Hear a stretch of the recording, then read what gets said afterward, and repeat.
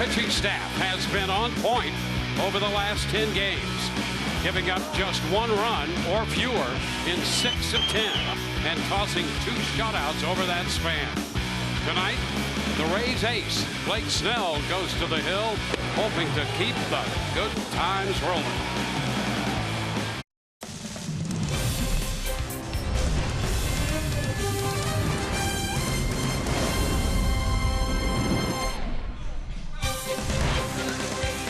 Good times were rolling last night for the Rays to the tune of a 1-0 victory.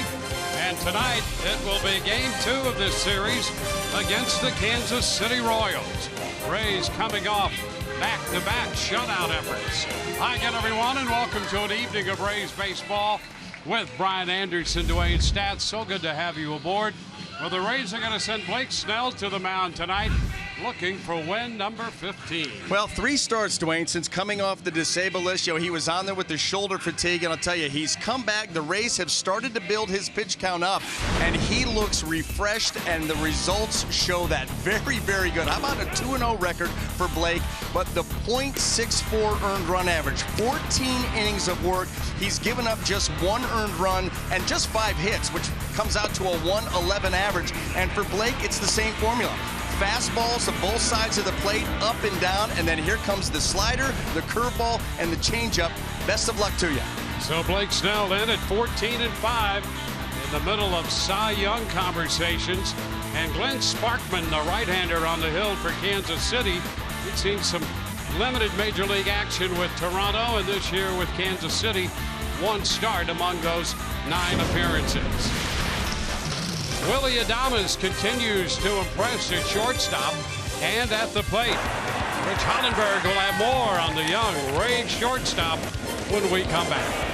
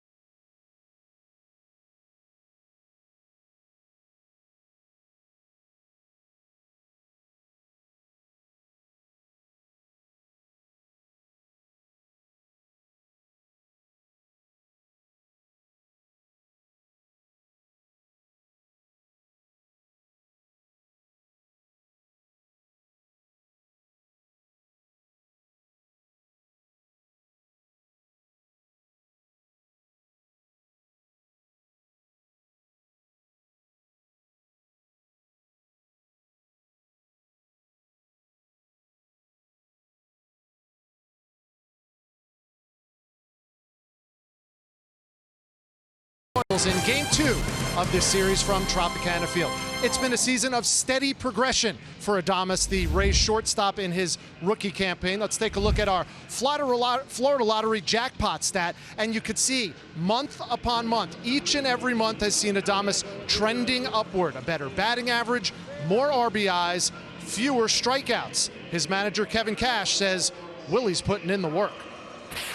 I think the work that he's put in with Chad on the offensive side, they've done a really nice job. When most young players come out and they get a little out of sorts. We've seen that with Brandon Lau. He'll figure it out. But Willie, he's taken the initiative to figure it out. He's worked on different drills, the velo drill, a lot of soft toss, a lot of work. And you see the confidence in his at bats. Last night he had some good swings. He just missed a couple balls, lined out to right on a pitch, and there were a couple hitters counts that we have been seeing him get to. He fouled them off. But we like the approach he's taken, the at bats he's given us, and the way it coincides with the same way he's worked on defense. He's worked as hard as anybody we have on defense. He knows he has to do that on a daily basis, and I think that hitting and defensive approach, the work prior to the game, has allowed him to have so much success.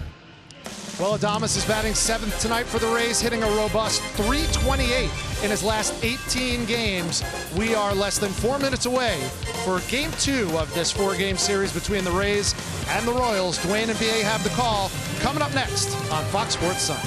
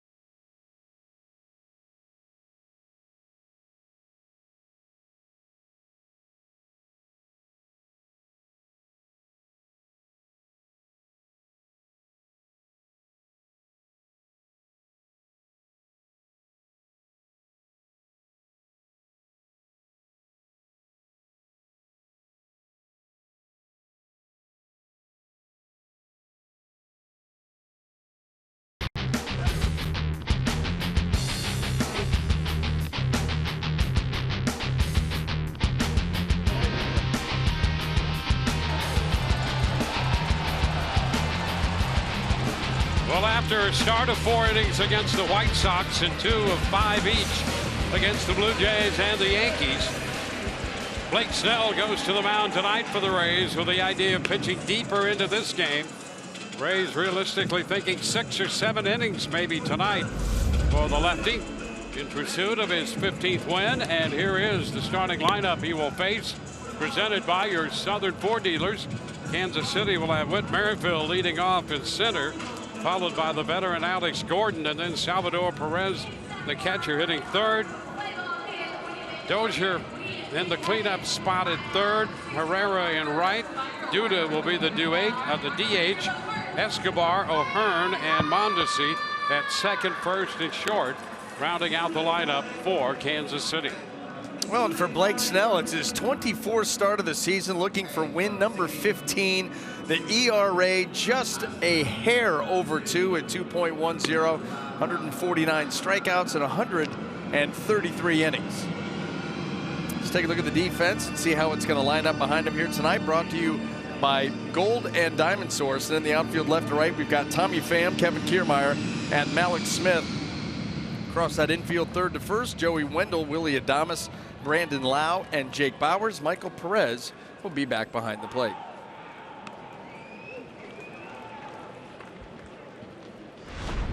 Well, here we go with Snell on the hill facing Kansas City.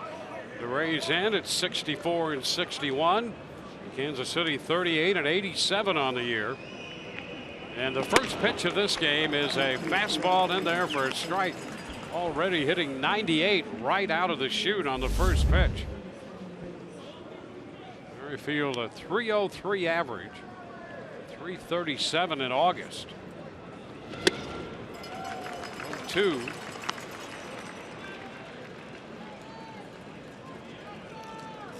Snell has been all business really all year, and certainly since coming off the DL.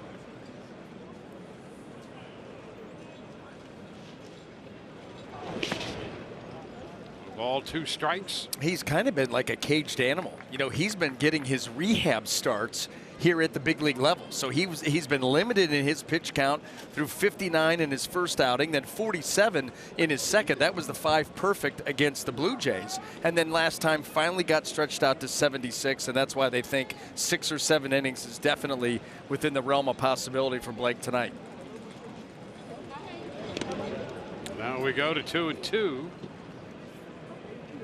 Merrifield in the leadoff spot last night, played second base. Capable of playing all over the place. A little reminiscent of Vin Zobrist in that respect. But strictly a right-handed hitter. Fouls it back.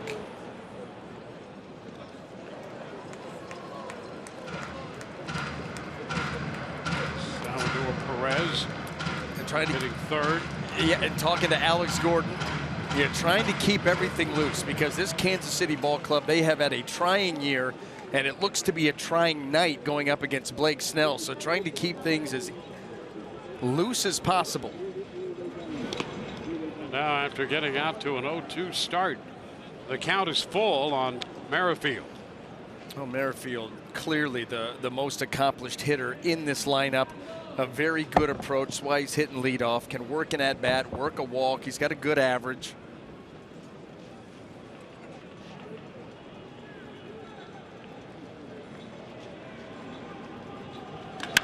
There's a shot toward the left field corner. That's got some carry. Hits high off the wall. And Merrifield is on his way to second with a 2-base hit. It's his 33rd double of the year. And you'll remember we were just in New York where Andujar had, what, 35 or 36, and he has been an extra base hit machine. Fastball middle in. And so Merrifield just sitting on it and came within about a foot and a half right off the top of the padding out there. Close to getting that out of here to start this game off.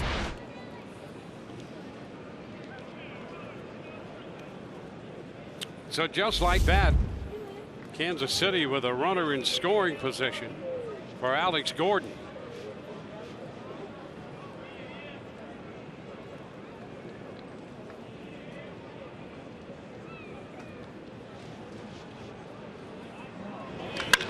Gordon goes after the first one and skies it to center. Kiermaier with the momentum after the catch. Here's a tag by Merrifield. Throw to third, up the line a bit. And Merrifield advances to third, where he will be stationed with one away. I don't know about you, but I was looking forward to that matchup. You could see Merrifield, his intent was to tag up. Kiermaier's got a strong arm, likes to show it off. And so here we go. And it was a strong throw by Kiermaier, but it sailed on him just a little bit arm side and ends up away from the bag. Yeah, he's not real happy. He'd like another shot at that one. Now Salvador Perez will bat, and the infield comes up. Perez hitting .235, 1 for 4 last night. That hit was a double. And he swings through that high fastball, strike one. You absolutely expected Salvador Perez to try to ambush Blake Snell. The deeper this at bat goes, it gets worse and worse for Salvador Perez as he's going to have to deal with all of the off-speed pitches, perhaps. So jumping out there on that first pitch fastball is exactly what he wanted to do and came up empty. Pitch taken low. 1-1. And Blake right now would like nothing more than the strikeout, but there is a process in getting to that point. We talk about it often. You can't think strikeout as much as you'd like to. You can't think about it till you get to 2. Make pitches till you get to 2 strikes and then go there. Well, now he's there, 1-2.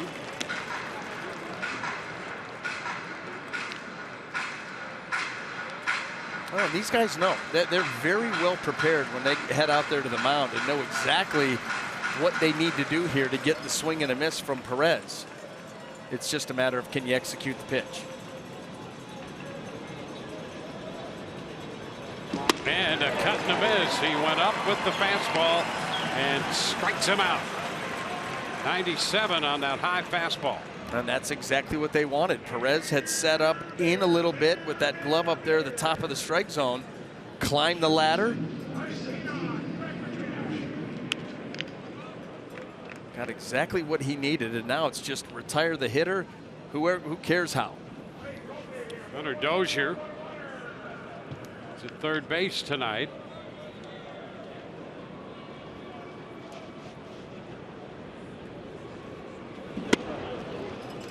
And the pitch is in there for a strike. Fastball. Dozier has played a number of spots in the outfield and on the infield. He's up briefly for a handful of games in 2016 for Kansas City. And there's a swing and a miss, ball popping away, but not far enough to give Merrifield any ideas. Quickly jumping on that was Michael Perez. Michael Perez has always done a great job of keeping it close. The breaking ball below the dirt, it just happened to hit off the heel of that glove, but not far enough away, and he was quick enough to it.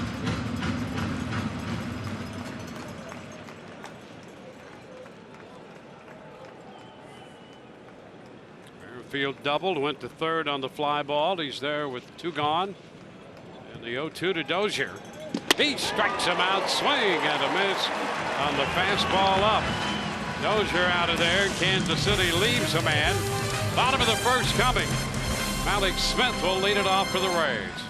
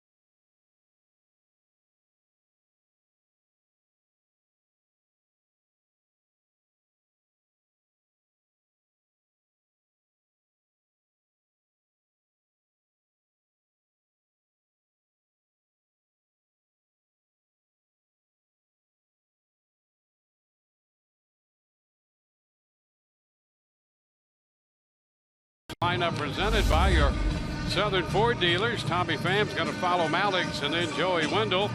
C.J. Crone, the DH, with Jake Bowers at first and Kevin Kiermaier following him. Bottom three, Willie Adames, Brandon Lau, and then Michael Perez. Well, let's take a look at a scouting report on Glenn Sparkman. Rule 5, he was originally drafted by Kansas City, selected by the Blue Jays in the Rule 5 draft, and after 2 appearances with them, was offered back to KC. They took him back, and he is going to come at these guys, these Rays hitters, with a 4-pitch mix. It is your traditional fastball, curveball, slider change. First pitch, a strike to Malik Smith. Continues to be red hot at the plate. He was on base 3 times last night with a walk and 2 singles. Fouls this one out of play. So he starts the evening with his average over 300 at 301.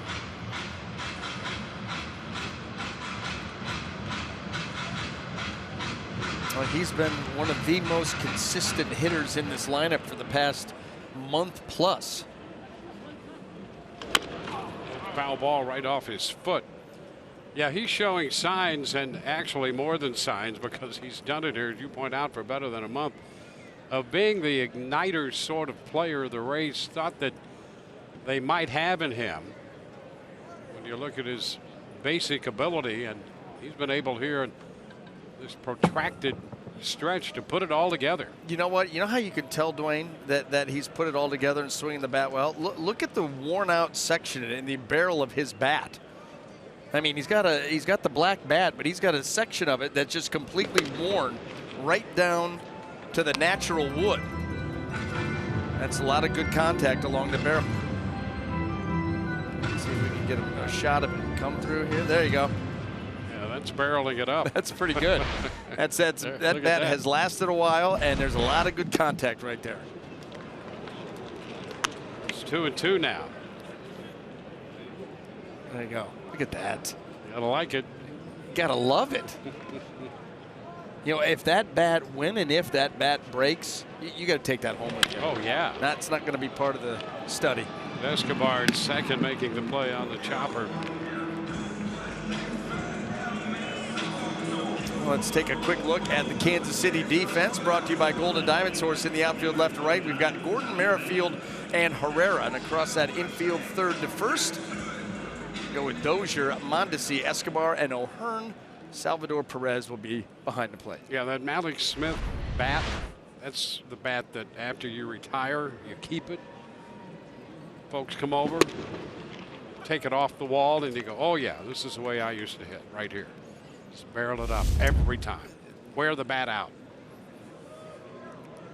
Strike the count to Tommy Pham. It's in the dirt. 1-1. Bottom of the first here, no score. Second game of the 4-game series. 2 more night games tomorrow night and Thursday.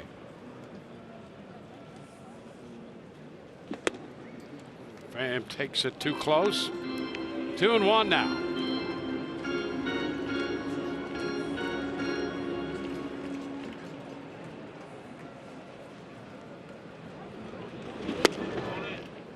And now Pham ahead. 3 balls and a strike. Pham, group of Rays players out taking extra hitting today. And it pays off. Base hit right back through the middle. Line drive off the bat of Pham, and the Rays have a base runner.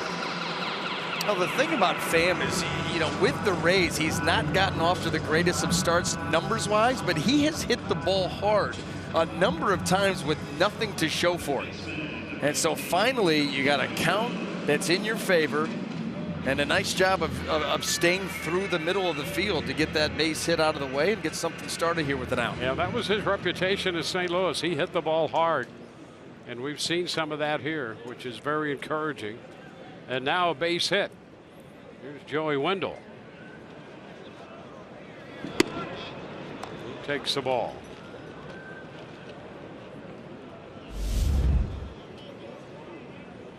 Wendell hitting .291.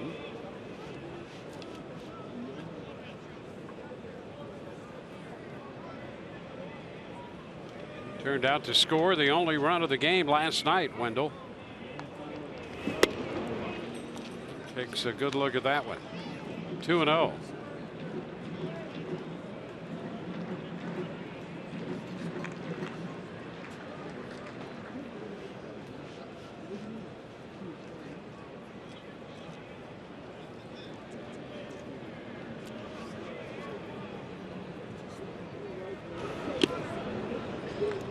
It's a 3-0 count to Wendell.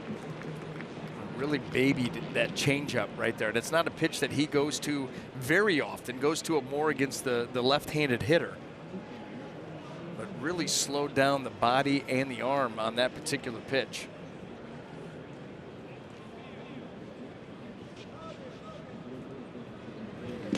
And that pitch up and away, a 4-pitch walk. Missed with the fastball there. That'll put 2 men on with only 1 out for C.J. Cron. And a visit to the mound. Yeah, quick visit and trying to encourage his pitcher to get back into the zone. The last thing you want to do here, start walking guys in the first inning before you really settle in. And this is how teams jump on pitchers. We talked about it last night. When they come out of the bullpen and they're just trying to find their way and get a feel and get settled in. And sometimes before you know it, you're down a couple. C.J. Cron getting the start as the DH. Coming off a couple home runs up at Fenway Park, including that long one measured out at 464, and he takes a big cut right there on the fastball in and fouls it.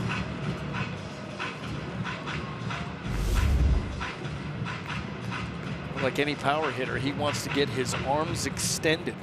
And you start thinking about those pitches that are down and in, that are down and out over the plate, where CJ can really lean into it. Does his most damage.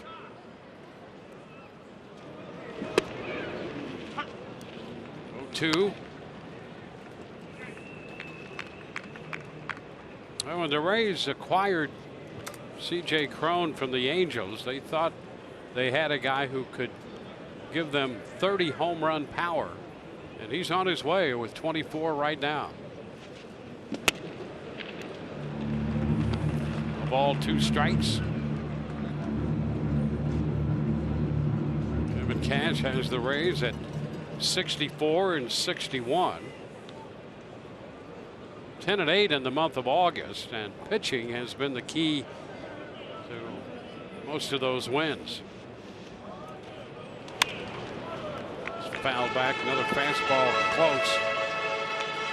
Well, that's the one thing that we've seen out of Sparkman here so far in the early going. Not afraid to pitch in on these righties. You see some right-handed starting pitchers, and he's transitioning back to starting. Started the season off in the minor leagues between AA and AAA with 16 starts. Comes to the big leagues primarily working out of the bullpen until his last outing. But it stayed in and a little close there. Breaking pitch that didn't bite much. And he had him. That goes back to right pitch, wrong execution. After the fastball that kind of tied him up in, the breaking ball down and away, just didn't get it anywhere near there.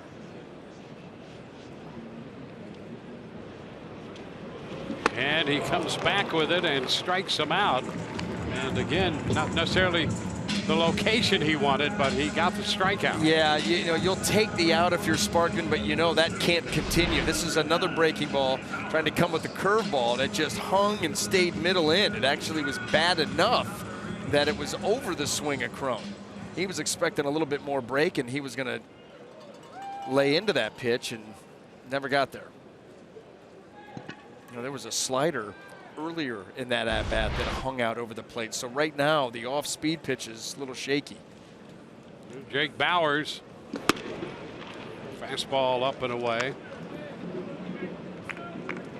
Jake trying to snap out of his one for 30. Average at 211. Sitting on 9 home runs.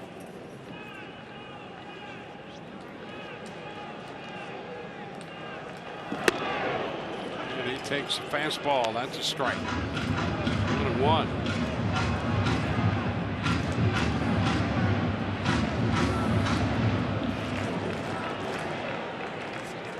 Pham at second.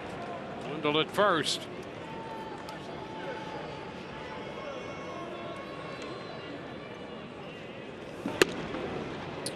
And And a fastball again for a strike. 1-2.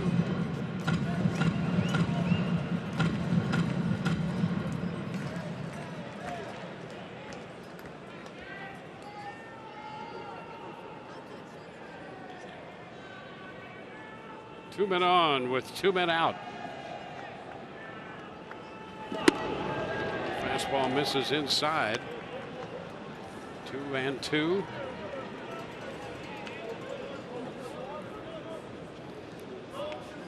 Bowers hitting 5th in the lineup. Kiermaier behind him tonight. Coming off the 3-hit night last night. Now the 2-2 to Jake Bowers. A nice takedown, breaking pitch, and it's a full count. That's a pitch that teams have been able to attack Bowers with some success. And so you're right, a very good take. You didn't see him over anxious, leaning, jumpy. In theory, he should get something out over the plate here to hit. Runners will be off. There they go. The pitch foul the other way. It's going to be out of play, and we'll do it again. My man tried to catch that ball with his hip. I don't think he even tried to put a hand out. Maybe he tried to catch it in his pocket. He got the rebound. But there was a gentleman out there in a black T-shirt and looked like black shorts. He literally just hip checked it to the kid. At least gets an assist. He does get an assist. Runners going to pitch foul right back again. A fastball. Graham single. Wendell walk.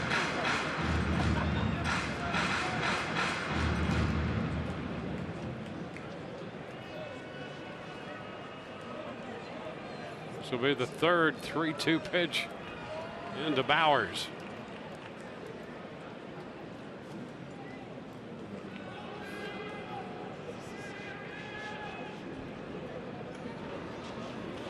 And he takes strike 3. Got the call on the outside part of the plate. Rays lead 2, no score.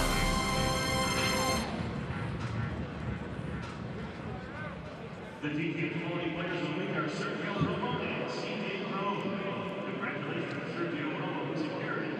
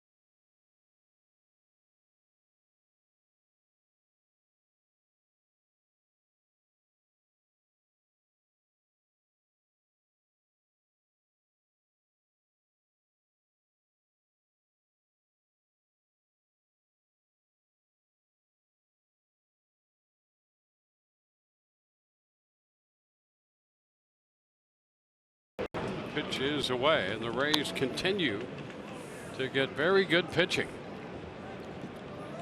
Blake Snell making his 4th start since coming off the DL. He's pitching, working on back-to-back shutouts. 2 balls, no strikes now. Duda next and Escobar to follow.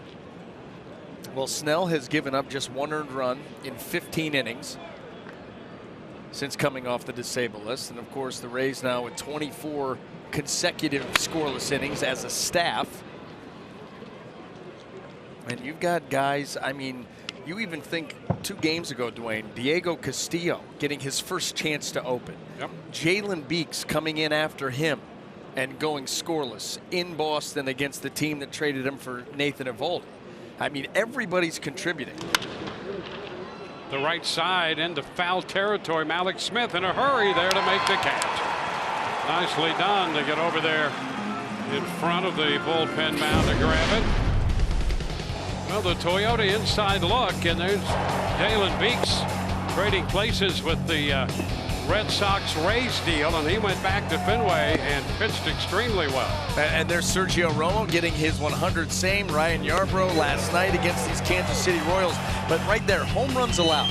You know, the last 10 games, the Rays keep the ball in the yard. They force teams to have to manufacture runs and put innings together against them. And a lot easier said than done. So many teams lean so heavily on the home run that if they don't get it, it's tough for them to score. And the Rays pitching staff's proving that. Yeah, there's a strike to do it. I'll tell you, when you shut out the Red Sox and that offense at Fenway on 2 hits, which is what the Rays did using 5 pitchers there on Sunday, and then opening the homestand with the 1-0 win last night.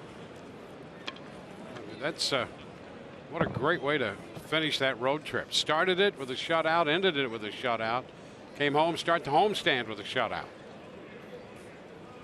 2 strikes here on Duda. Well, think about this. I mean, think about, again, the last 2 games. Diego Castillo, his style. Here comes Jalen Beeks, his style, completely different.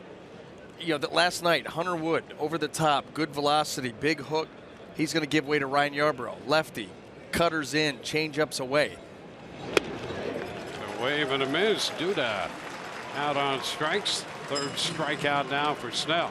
You know, the other thing about the opener, speaking of Castillo, Kevin Katz was saying this the other day.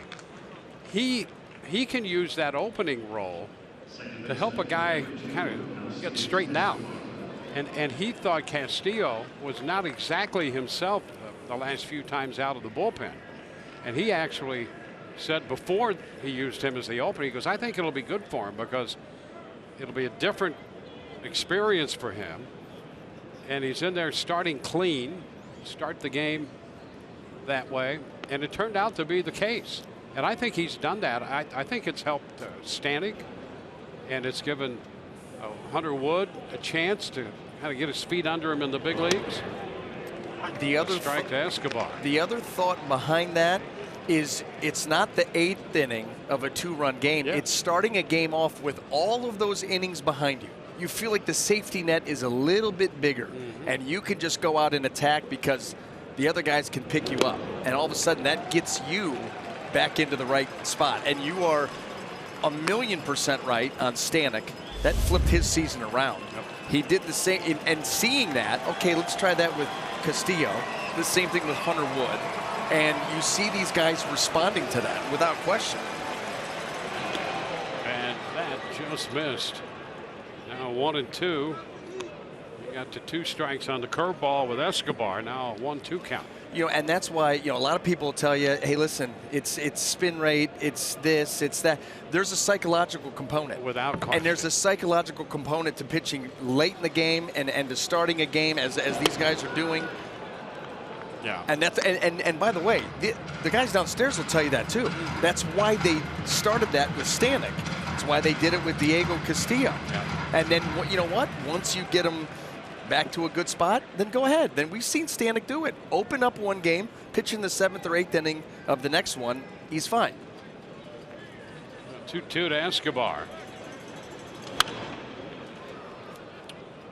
Well, the one thing about in whatever era you're going to manage, and people talk about managers today and how, you know, it's so much different than it was, and maybe they don't have carte blanche that some managers did, but you still have to handle people and read the psychological side. And I think Kevin Cash recognizing that with the pitchers we've been talking about, I think that's a major plus in Kevin Cash's game. Yeah, and there are so many people that downplay that and or can't quantify it, so it doesn't exist. Yeah. That's a big part of what he's doing. That's a strike call. Fastball catching Escobar looking. 1, 2, 3. 2 more strikeouts. No score through an inning and a half.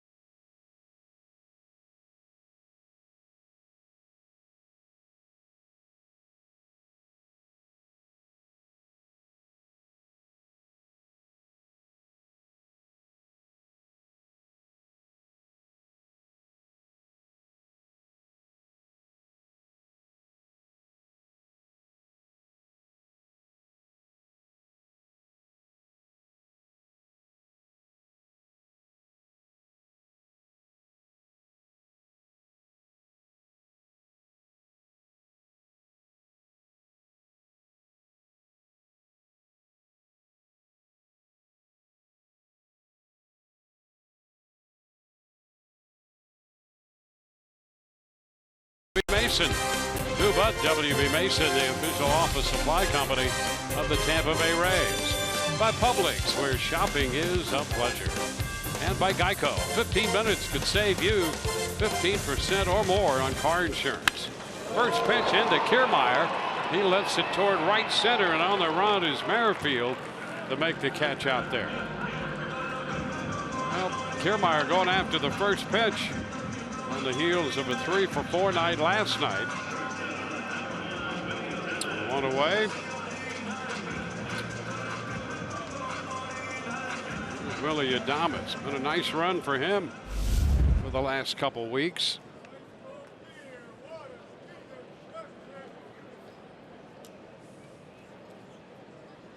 Adames providing the only RBI of the game last night.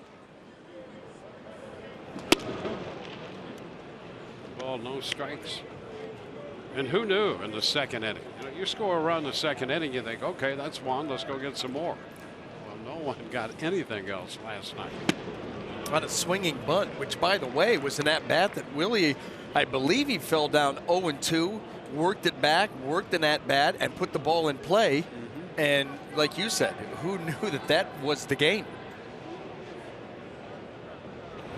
Oh, a high fly ball. He gets under that one.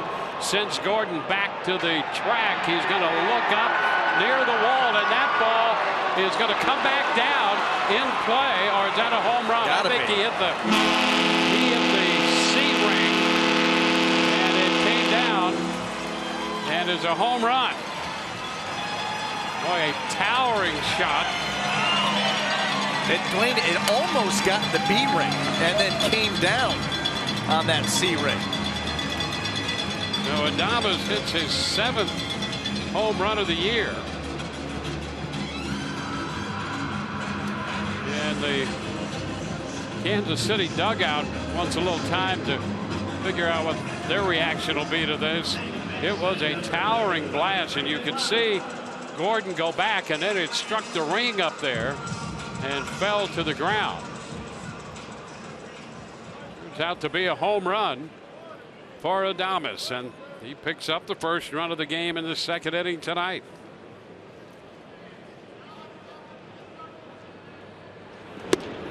Swing and a miss by Lau.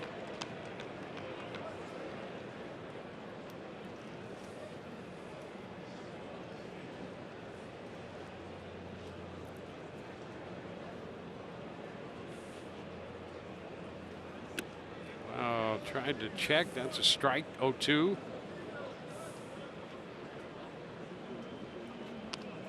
Home run number 7 for Adames. He has 19 runs batted in.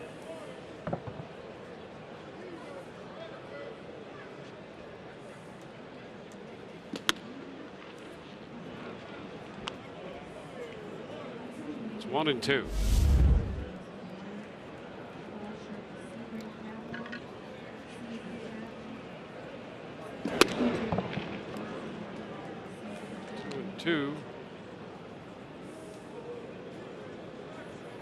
Adames with the home run off the C ring, the 5th time that has happened here at the Trop this year.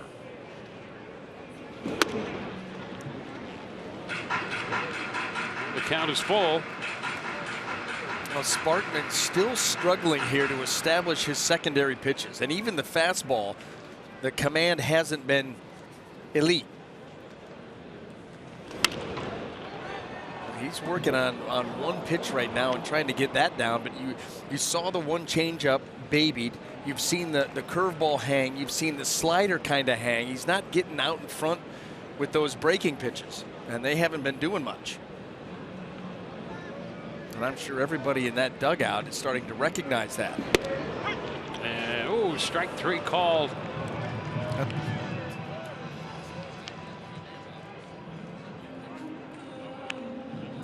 Well, the StatCast AI powered by AWS.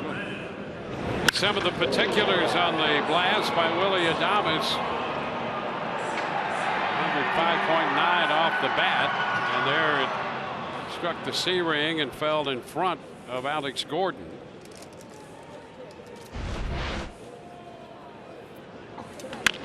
It's a chopper, going to be a fair ball by Dozier off the bat of Michael Perez. He'll make the turn and hang with a single. The Rays catcher is aboard with a 2-out hit. Dropped that one right by Dozier. Well, and you know, he got another breaking ball that just kind of hung in the zone and playing even with the bag over here. You've got Dozier, and so even a couple took another step or two in, and then that little chopper, no chance, but a nice job by Gordon getting to that quickly and keeping Perez at first.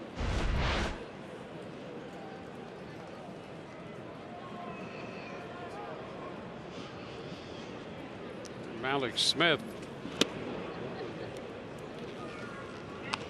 Ball, no strikes.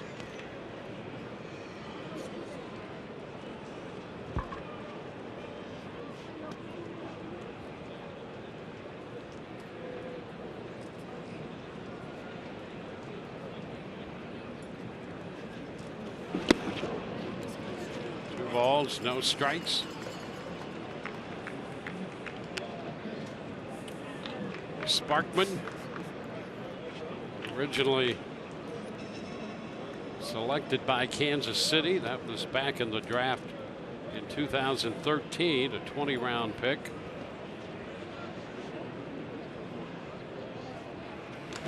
It's a liner the other way and a base hit from Alex. So he's aboard. Down to second goes Michael Perez. Alex, who came in hitting .301, picks up his first hit of the game. And this is what you hope for this Rays lineup, is that they realize that right now the only pitch that Sparkman has a chance with is the fastball. And so just lean on that pitch. I mean, look for it, wait for it. If he hangs a breaking ball, you're going to be able to rack to that anyway. We've seen a handful of changeups that he's gone with, that all of them have been babied. The arm has slowed way down. So that pitch is something that you can pick up rather easily. Tommy Pham takes a strike. Fastball down around the knees. Pham hit the ball hard. A line drive single into center field his first time up. He's trying to add to this 1-0 lead.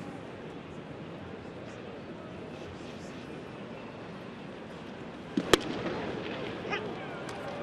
catches the corner, says Carlos Torres. 0-2.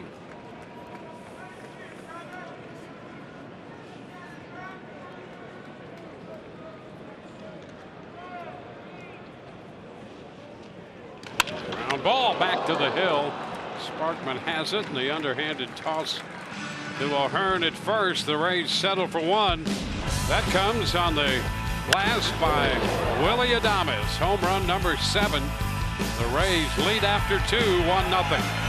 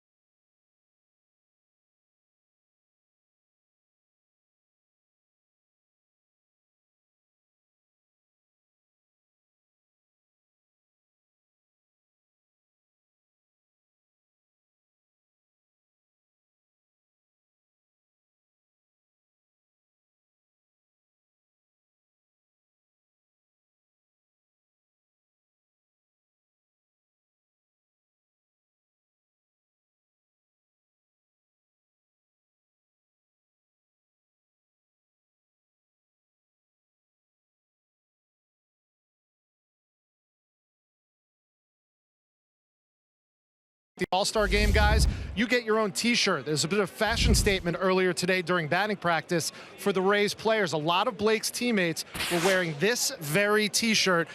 Based on Blake Snell's success this year, it says, "Destroy all hitters," and his name is in Japanese as well, hence the Snellzilla reference. But I don't know what you guys think. I think he is sneaking into that small group of Cy Young contenders this year. Yeah, his name has been bandied about already with great justification. He fires that first pitch right by Ryan O'Hearn to begin the 3rd inning, strike 1.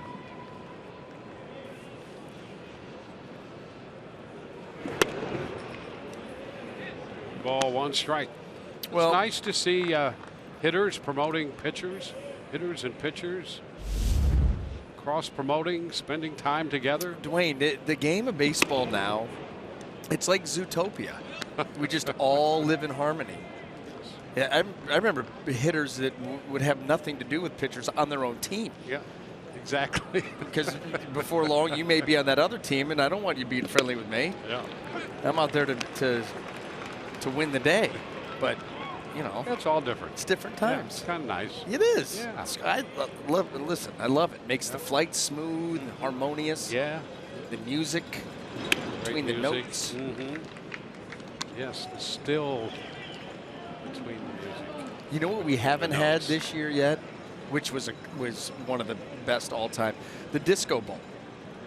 Yeah. The disco ball, because that was put actually, I think, a seat or two in front of you, and that was one of my favorite flights in my career, is watching the disco ball flashing off of your. I really enjoyed it. It was really good. That, I'm telling you, made me think back to my younger days. You know, we were all hitting the disco. Yeah. Yeah. Oh yeah. Whenever I feel just a little off, I just picture myself looking over to the right at about a 45-degree angle, and the discomfort. Hey, pop foul. Wendell near the stands. He's going to make the catch for the out. One of the worst decisions I ever made was not to get a picture of that. Not to get a picture of you with the disco ball, because you were fine. I mean, 2 hours, 2.5 hour flight, and you held your composure, but you could see that you weren't thrilled. You know, and you know what I really like about that? I feel so good that you took such great comfort and enjoyed that so much, and that just knowing that I was a part of an experience that helped make you enjoy a flight, I feel so great about that. I mean, that's what partnerships are all about. I'm telling you, it was one of the all-time greatest. Just knowing you like I know you, and knowing that, listen, you're not about, I mean, you're not, you're about having a good time too. But there was just something about that disco ball, and you just were so composed. Again, It's I feel so good about you feeling so good about that. Well, that's what a harmonious booth is all about. Oh, he just missed there. 1 and 2 to Mondesi. You probably felt the same way towards me on our last flight when you saw what our row was dealing with. You probably had some enjoyment out of that one. I think I should. High fly. That's Malix and Wright going to make the catch. Turnabout, fair play, all that. That's right. I mean, you can. The two are pretty equatable. Well, just right across the aisle. It's all good.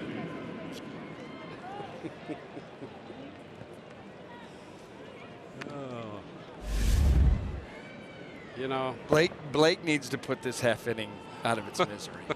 He's doing a pretty good job. Yes, he is. Yeah, if we're not, he is.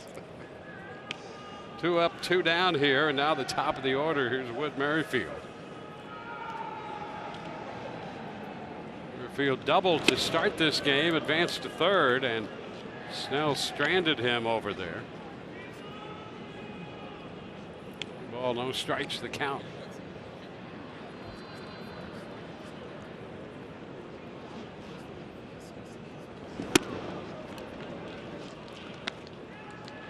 Balls, no strikes.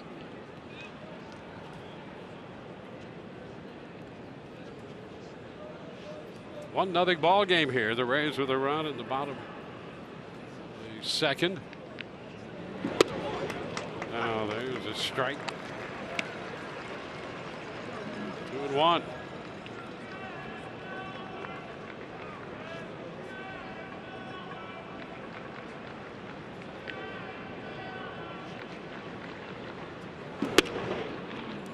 Misses with a fastball, and he's behind Merrifield. Merrifield came into this game 2 of 3 against Blake, and now 3 out of 4.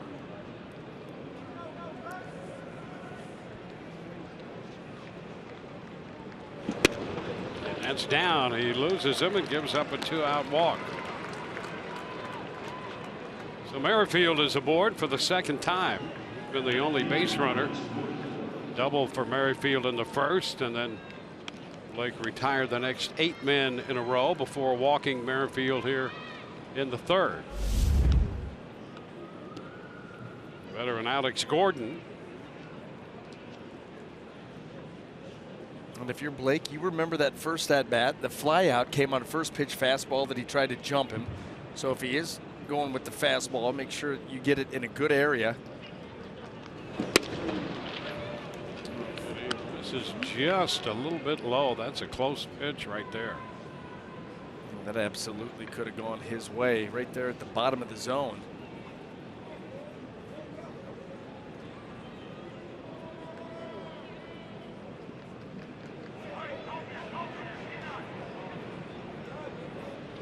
It's a wave and a miss. 1-1. Gordon with 9 home runs this year. He has 169 for his career, which ties him for 4th place on the Kansas City Royals all-time home run list. He's tied with former Devil Rays manager Hal McRae.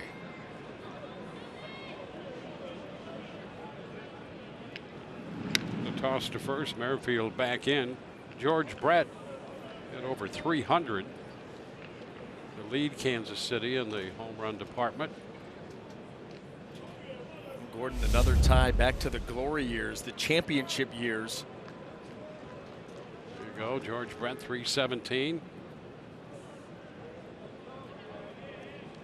Runner takes off. The pitch is a strike. The throw down is in time. Adames putting the tag on him. And Kansas City says, wait a minute. They want to talk about it. And we'll see what they do. As Merrifield has, at least for the time being, been caught stealing for the 8th time this year. Well, the Royals, one of the best teams, actually percentage-wise, they are the best team in baseball as far as challenges go, coming back, going their way. So I don't see why you would go that early. Yeah. And they're going to let that one remain as called. Caught stealing 2-6 to end the top of the 3rd. Back with more Dance Fever in a moment.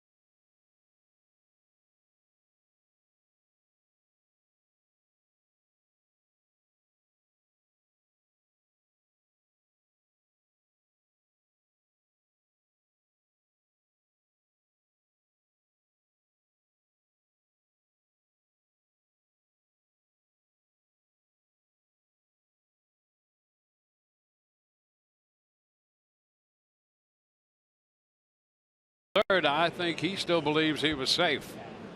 I think he probably does. And I mean, listen, it's hard to argue with, the guy that has the highest percentage. The Royals are the only team in Major League Baseball that of all of their challenges, not one of them has come back confirmed. Only team that can say that. So they have a pretty good idea when to pull the trigger. They have the highest success rate in challenges in Major League Baseball. Maybe you missed that one. I don't know. They've been pretty good at it all year. 2-0 to Joey Wendell, beginning the race half the 3rd. My thing is this. Against Blake Snell, yep. Do you roll the dice there? Because you may not get a guy out to second again. Yeah, that puts him in scoring position. Or is it a protection of the numbers? Protect your success rate. See, here's the thing. Yeah, well, you see the hand, but is it touching? Now you see the bag move after the tag's already been there. So is it one of those, your hands up above the bag? It's tough to tell with the oven mitt on. But I guess that's probably what the thinking was, because you don't see the bag actually move. That way you know the hand's on the bag until the tag's already been put into place. But it certainly looked like that oven mitt was hovering at least. The oven mitt, there could be an argument for it being illegal. You could add an inch or two. Exactly. Are you kidding me? Yeah, I mean, it's like putting extenders on your fingers. Right. So you get the oven mitt. Well, your fingers aren't in contact with the bag. Your oven mitt is. Do you remember Fletch? 6'5", 6'9" with the afro. You could be 6'1", 6'7" with the oven mitt. That's right. extends your reach. Wendell is out on strikes. Yeah, we might be really going too far, but it did occur to me that it seems to be an advantage for a base runner. That's it's really not fair. Is that thing going to be right up against that middle finger, the ring finger? No, you give it a little bit. Of course. Of course is right. It's like, you know, using a glove that's beyond regulation size. Ask Joey Wendell. There's a liner into left, going to drop off the bat of C.J. Cron. A couple of hops to Gordon.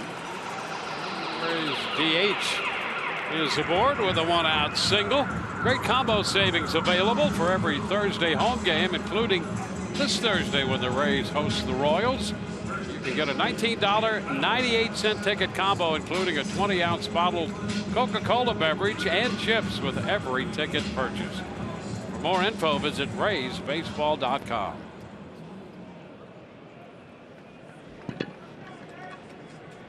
Jake Bauers.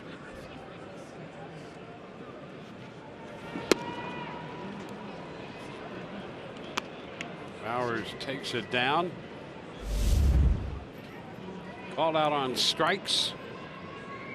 On a fastball away in the first. 1 for 31 right now, Jake. Runner breaks and the pitch is shot foul. Look out down there. Out of play it goes.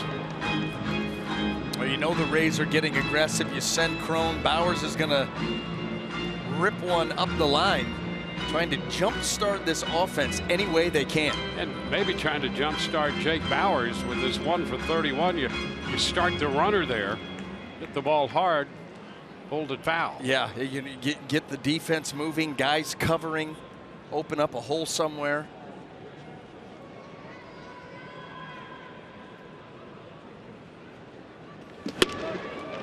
Cut and a miss. You know, and I think too that Kevin Cash and Chad Mottola down there sensing Sparkman is vulnerable. His fastball is the only thing that he's been consistently able to throw for quality strikes. The breaking pitches haven't really been there with any consistency. Every changeup has been tipped off. I mean, you could see it coming a mile away because everything slows down so much. Here's another one. The arm angle kind of dips and the body slows down. Just missed down with it. 2-2.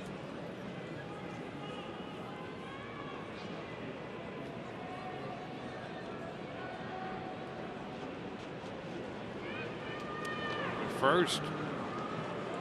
Back in. Sparkman, 26 years old. Out of Ganado, Texas, a little town in southeast Texas. He had 62 people in his graduating class in high school. How about that? 3-2. That still managed to field a baseball team. Full participation. the question is, were they able to field a football team? Yeah, like a 6 or 7 man team. One of those. I'm sure that had to be what it was. Texas. You're right. They had to have played football. Hey, there's ball 4. Bauers draws a walk, puts 2 men on here with 1 out.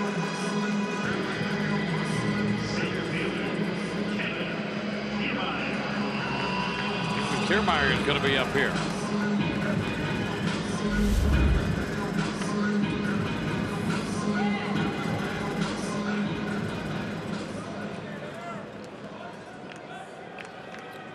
Kiermaier lifting a fly ball to center his first time, coming off a 3-hit game last night.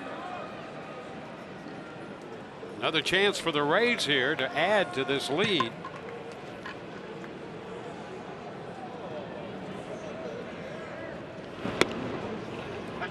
He takes a strike.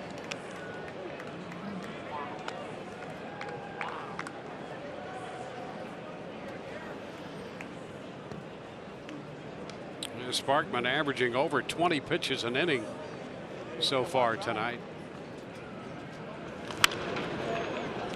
Well, and this is coming off his last outing where he finally made his first major league start against the Blue Jays. Went 4 innings, gave up 2 earned runs, a no decision that the Royals would eventually win, and he threw a career-high 75 pitches, so he's already closing in on that, and we're just in the 3rd.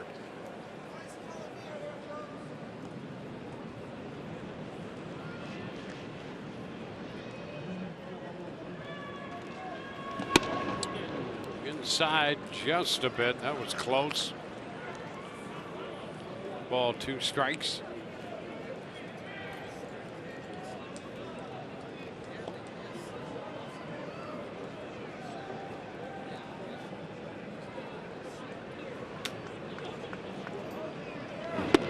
And a cut and a miss.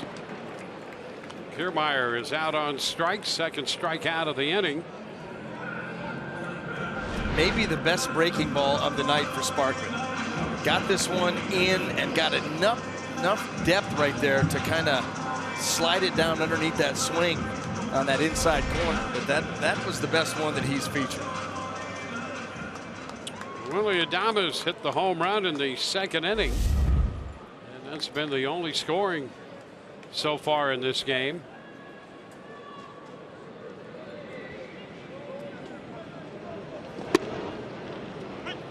Pitch is a strike this time.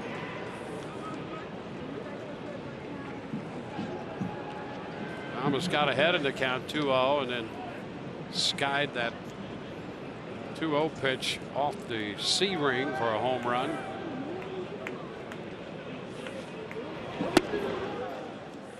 Ball, 1 strike. There's the blast. The Rays' young shortstop.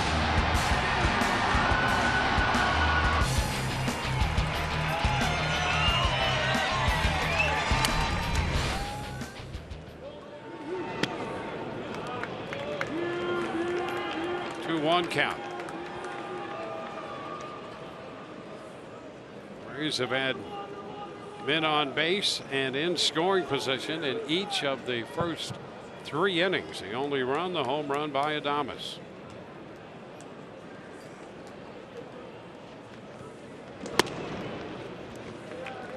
Up in the count, 3-1.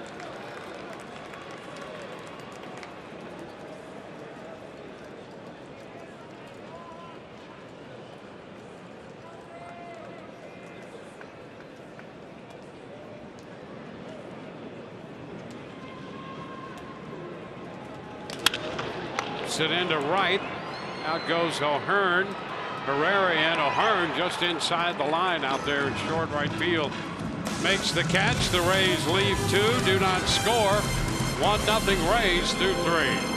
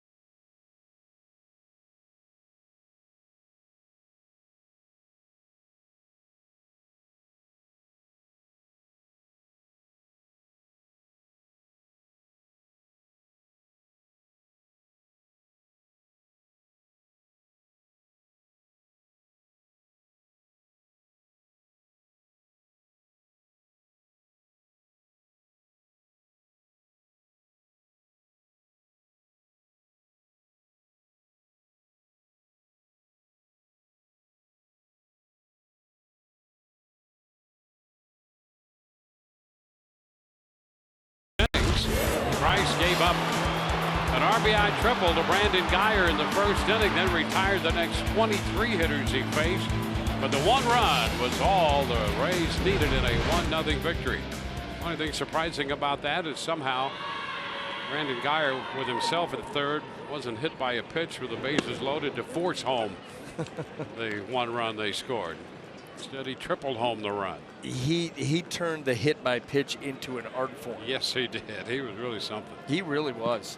Anything below the waist, he had the ability, still does, by the way, doing it for Cleveland now, to close with the front leg, the left leg, to close that out towards the plate while he was rotating his upper body away. So giving you the appearance that I'm trying to get out of the way, but actually I'm pushing that leg a little bit closer to home plate on any ball that's in. Yep. And that, you know, he sees out of the hand in a little too far. So it looks like I'm trying to get out of the way when I'm actually moving closer to the plate, and he would wear it and head to first. Swivel hips Geyer.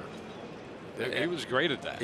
I'll tell you, I mean, because you really had to break it down, which we would. Not on time to time. Right, because you'd see the twist, look good waist up, waist down. Ooh, that thigh's getting a little closer. Oh, got hit. 3-2 the count here on Alex Gordon.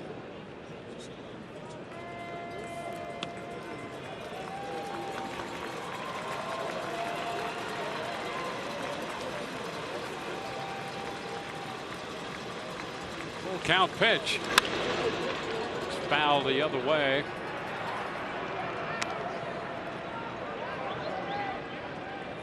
Back out to Pham.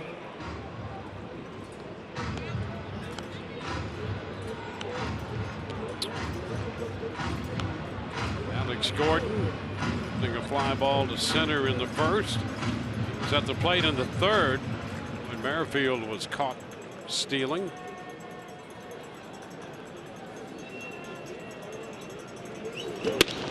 And strike three called. Fastball in. And Gordon caught looking. Strikeout number 5. And Alex Gordon doing the right thing. What in the world are you going to be able to do with this pitch right here?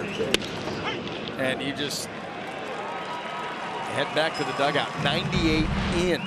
You're looking for something middle away. You just don't have a chance. Salvador Perez. Perez out on strikes on a fastball up his first time. Fouls it down the right side beyond the bullpen. Out of play and a nice grab. Yes, sir. Like that catch. It's a hero's moment right there.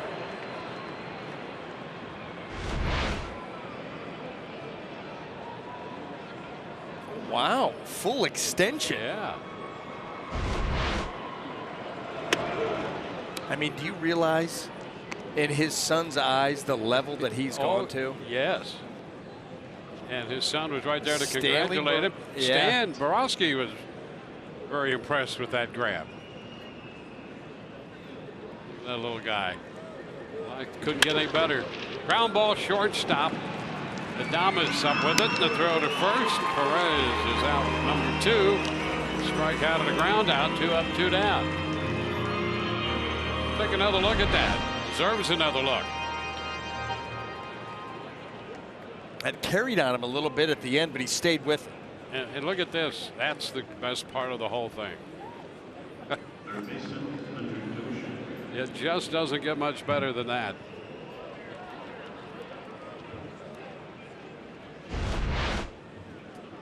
Here's Hunter Dozier.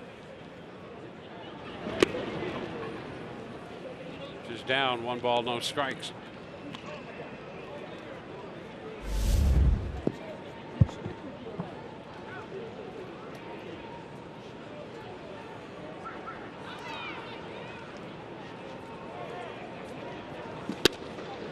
One ball, 1 strike.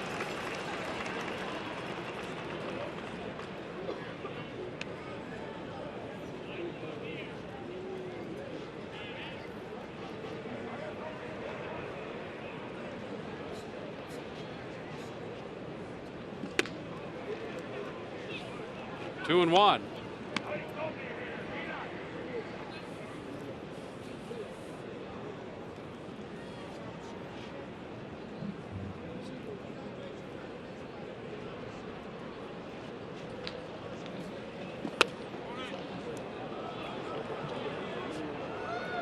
Three balls and a strike.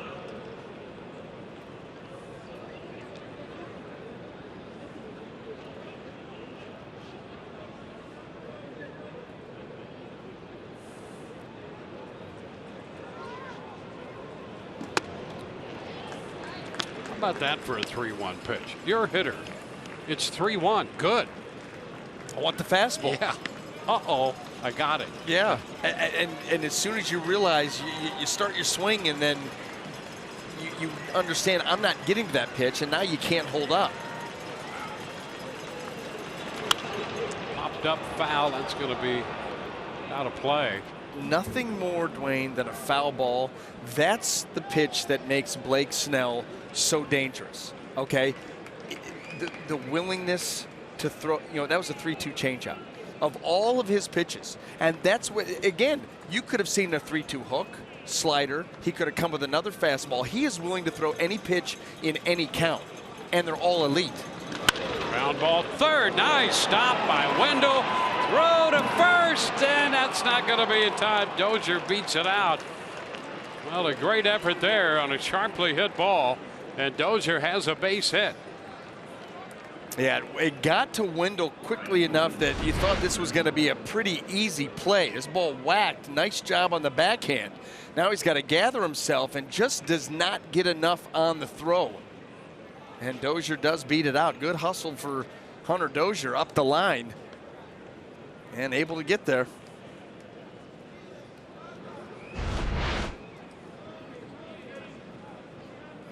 Third base runner for Kansas City tonight.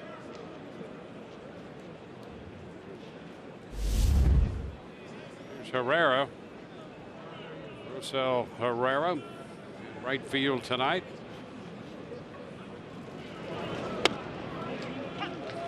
Strike.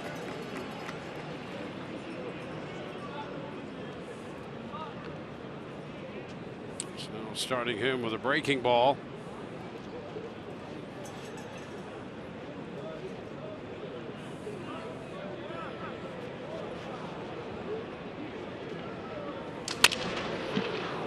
Foul ball right there. Look for a new bat.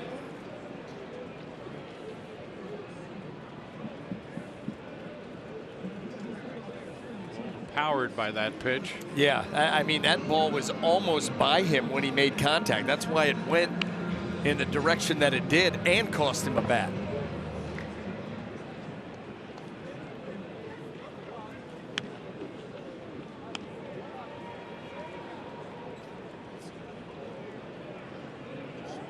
Dozier at first with 2 gone, 2 strikes the count on Herrera. Bat in hand for Herrera. Doesn't make any difference. Cut the miss on the fastball. That takes care of Kansas City. Man left, bottom of the 4th, 1-0 Rays.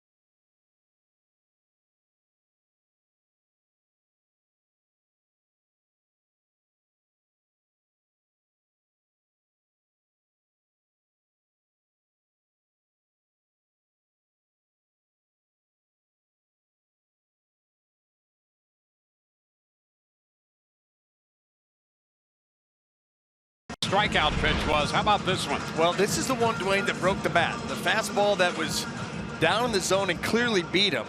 And this is by how much it beat him. I mean, look at that. That's almost a foot behind him. I don't even know how you make contact back there. First pitch to Brandon Lau. He starts to go and checks for a ball. I mean, imagine how a hitter must feel. I mean, that's demoralizing. And it's also why Blake stuck with the fastball. After that, said, I don't care how quick you get it started. Here it is. Yep.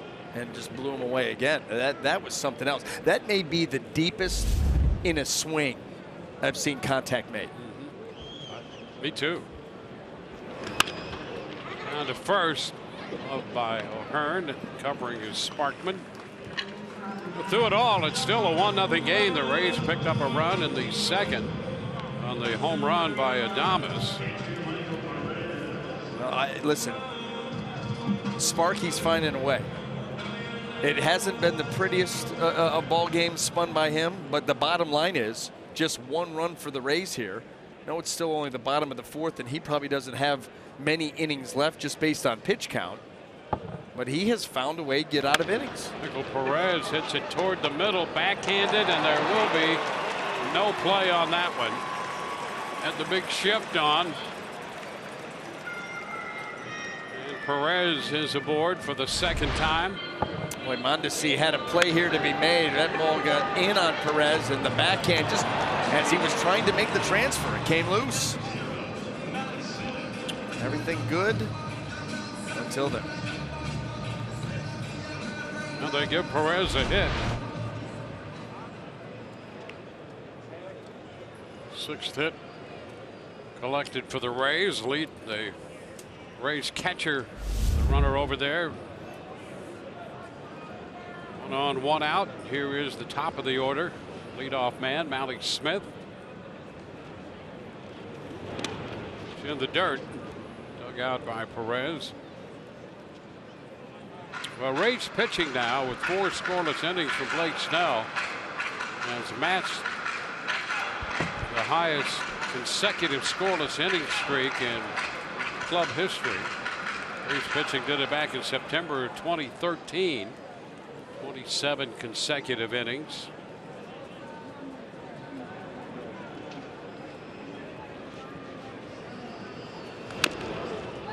Looks with a chopper foul. It's 1-1. So 4 scoreless tonight, and the Rays have matched that. Going back into the Boston series, and now here into the second game of the Kansas City series.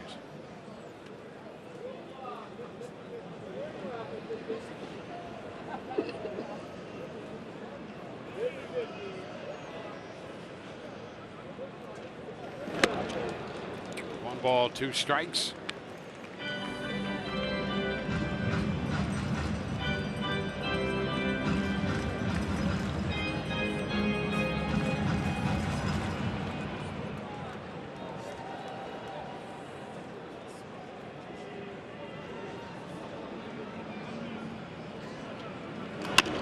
High chopper by the mound, could be trouble. Quick throw from Escobar to O'Hearn will get Smith.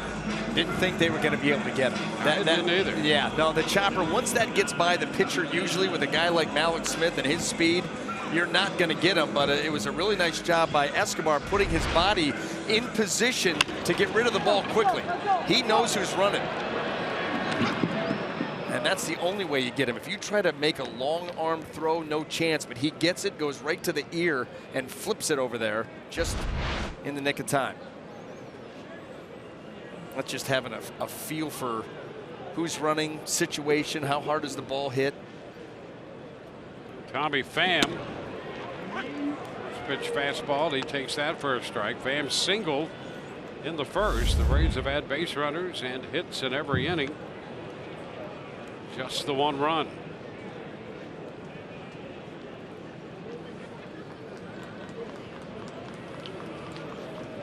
The dirt. Rays left minute first and second in the first. Got the run on the homer in the second from Adames, but still left men at first and second after that. Left men at first and second in the third. 2 outs for the man at second base here in the fourth. Man trying to pick up the RBI.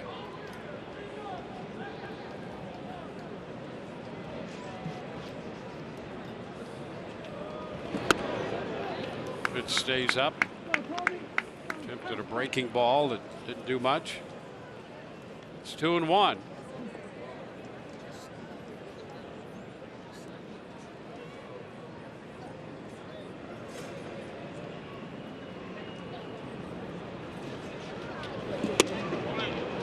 Side 3-1.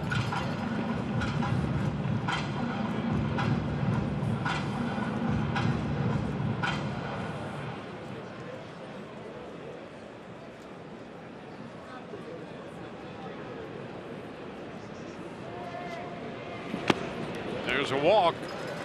And again here in the fourth, the Rays will have men at first and second. This time Joey Wendell walks to the plate.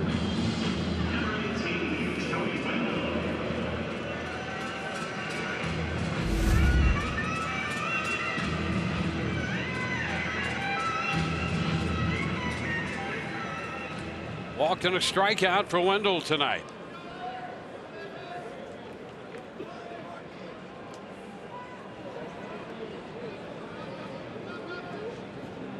Sparkman over 80 pitches through 3 2/3.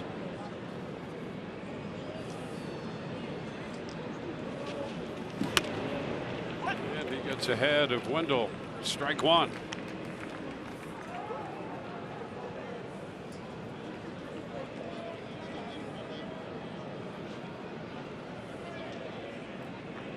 Sparkman made 75 pitches against Toronto on the 16th, his last time out. It's his season's high in the major leagues. 1-1. A couple of outings with Omaha. He threw over 100 pitches. Most recently was on July 3rd.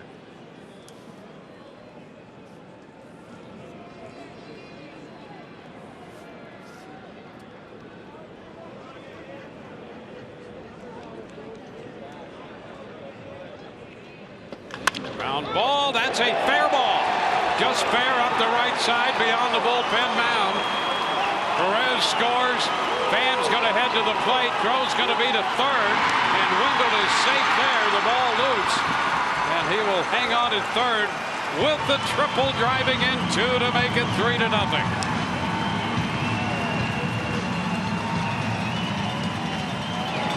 Wendell's 5th triple of the year gives him 44 runs batted in. And the Rays finally break through and have now a 3-run lead. And I am sure that that is the sentiment in that dugout.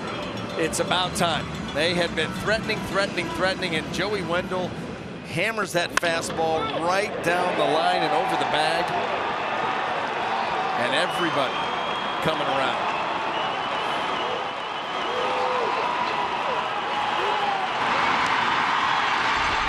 C.J. Cron, which is wide to him.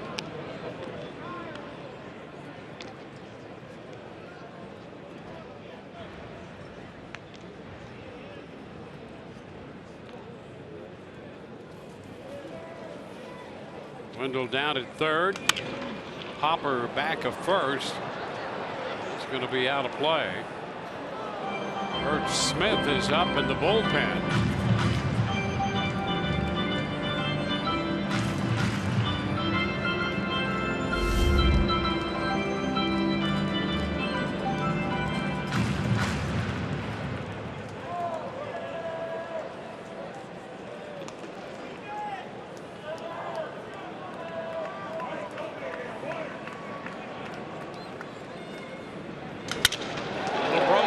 Soft liner caught by Mondesi, the shortstop. Rays are out in the second, but not without runs. Joey Wendell's 3-base hit up the right field line, chasing home Perez, and Pham through 4. The Rays lead 3-0.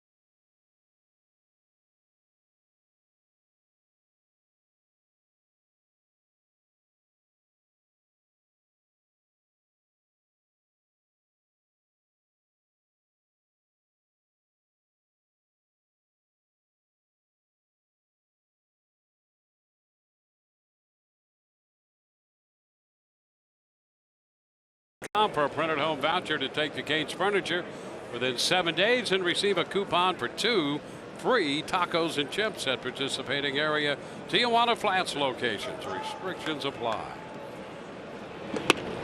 Duda waves and misses at the high fastball. 5th inning underway. Strike 1. Yeah, it took a few seconds, but then they all realized that they were the shot coming out of the commercial break. See everybody's eyes head up to the monitors.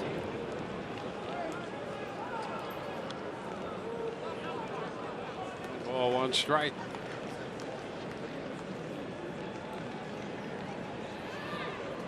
That's my neighbor. Hey, there you go. Lightning presence. Yes, Brian Englund. I'll see him this Sunday after the day game. Very good. Yeah. Chiefs over there too, I think. Yeah, whole gang. Well, listen, they're getting ready to gear up. Yeah. This is the last of the downtime. Yeah. For all Make the most of it. That's right, because about to kick off a season. A season, by the way, with extraordinarily high expectations. One of the favorites for the Stanley Cup. It'll be fun again. Yep.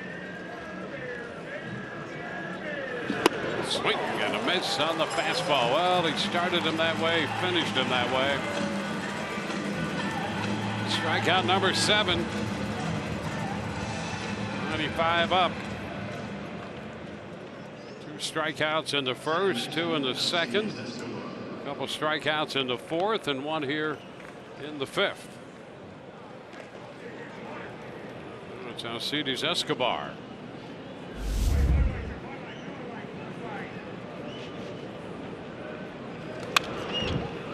Cued off the end of the bat, right back foul. 3 runs, 7 hits for the Rays, no runs, a couple hits for Kansas City.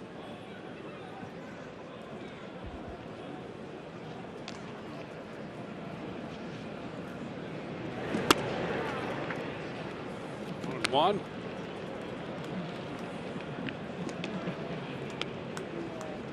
Just a little over 70 pitches now for Blake.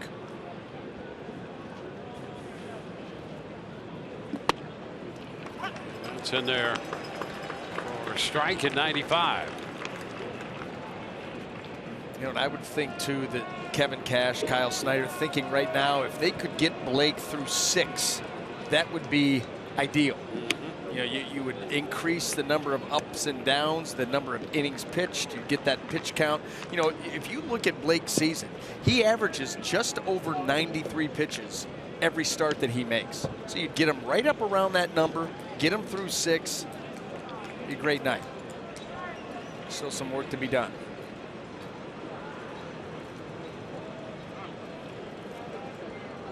Escobar stepping back,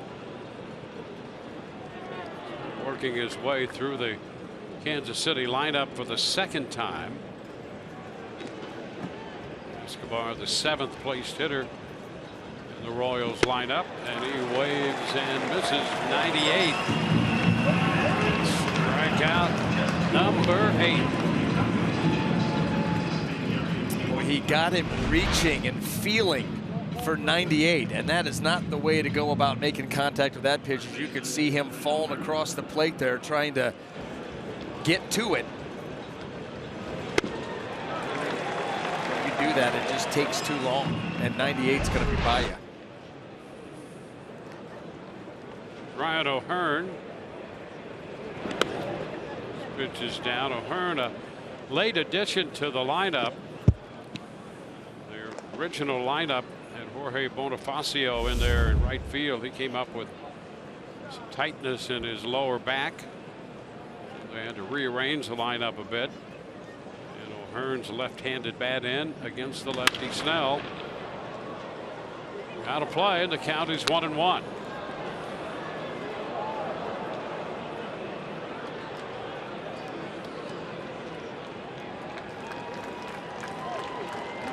Two outs, couple strikeouts in the inning.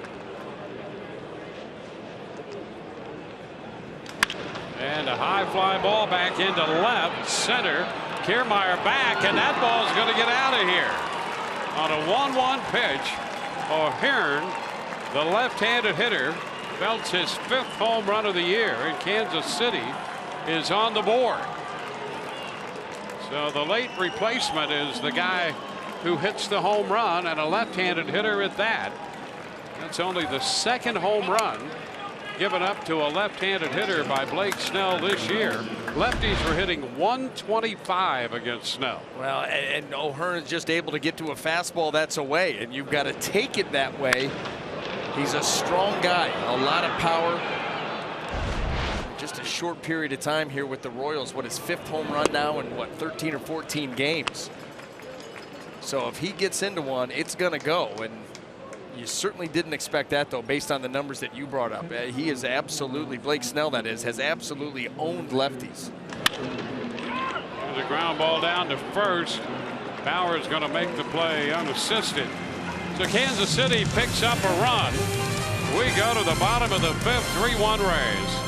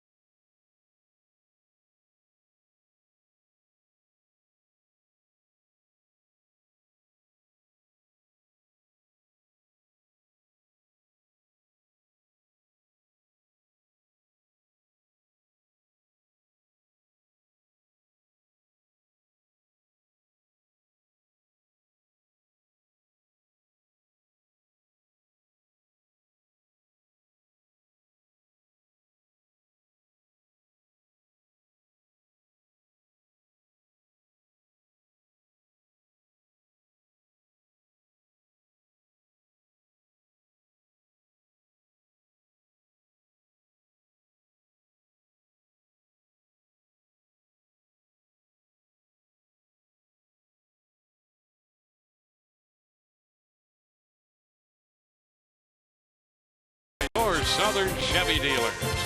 By Eldorado Furniture, a different kind of furniture store for over 50 years. And by your local Ford dealers. We go to the Rays half of the 5th inning, a 3-1 game. Home run by Ryan O'Hearn, putting Kansas City on the board. Bert Smith is the new pitcher. And a breaking ball in there to Jake Bowers. And Sparkman, 4 innings, 7 hits, 3 runs, 3 walks, 5 strikeouts. Well, and you know, when you look back, and it was the big triple by Joey Wendell, obviously the 2 runs driven in by him, but it's the 7 hits, 3 walks. So you're talking about 10 base runners in 4 innings. Good thing that Joey Wendell came through. Just That's too many missed exactly opportunities. Right. Yeah, the Rays have left 7 men through 4. Ball to Bowers, 1 and 2. For the longest time, he found a way to get out of innings, and then finally Joey Wendell was able to keep one fair up the right side. 2 and 2. And how about that? Blake Snell, a couple of strikeouts and then the home run by O'Hearn. The Rays were a third of an inning away from setting a club record for consecutive scoreless innings. So they'll settle for 27 and tie it as Bowers strikes out. The only other lefty to get Snell, by the way, this year was Joey Gallo. And he hit one off the D ring here back in April. Oh. Rays won that game 8-4, and Gallo hit the D ring. I vaguely remember that because the D ring doesn't get hit. That's right. That's just something that doesn't get touched. But that's Joey Gallo. I mean, he'd be about the guy that you would all or nothing, and he swings so hard that if he does catch one clean, yeah, it's gone gone somewhere. Yeah, in a hurry.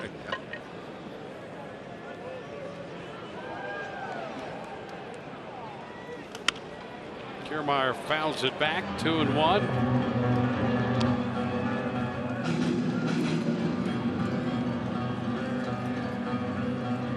7-0 for the Rays, 1-3-0 for the Royals. Pitch in on his fist at 96, and he fouls it, 2-2.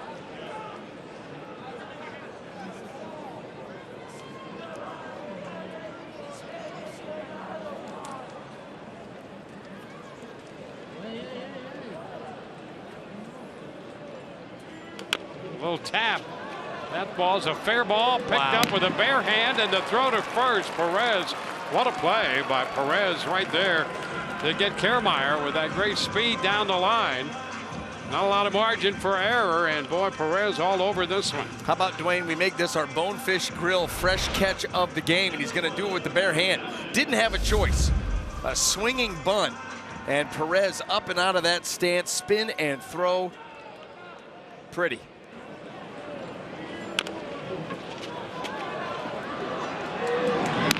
What an athletic play by a big man in all that gear. Thomas takes a pitch down and away. I guess that's how you win. What, 4 Gold Gloves now? Yeah, that's right. I don't know, just off the top of my head, another catcher is going to make that play. With Kiermaier running, I mean, that's a base hit 99.9% of the time. Oh, yeah, for sure. I'm trying to rack my brain, but here he is, World Series MVP. There's that 4-time Gold Glove winner.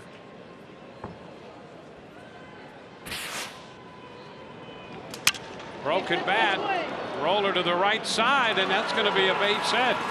With the shift on, Adames just rolled it to the right side, sacrificed the bat, but he has his second hit of the night. You'll take it. Yes, sir. Ray's going to try and get that run back, 2-out hit. And you can see where Alcides Escobar is on the shortstop side and just cannot get there. And probably wouldn't have mattered even if he did. He's going to try to glove this and make the spin and throw, and I don't think that he would have been able to do it regardless. Yeah, if there's one guy who could make it, you're probably looking at him right now, and he couldn't make it. Brandon Lau moved to first, and Adames is back in.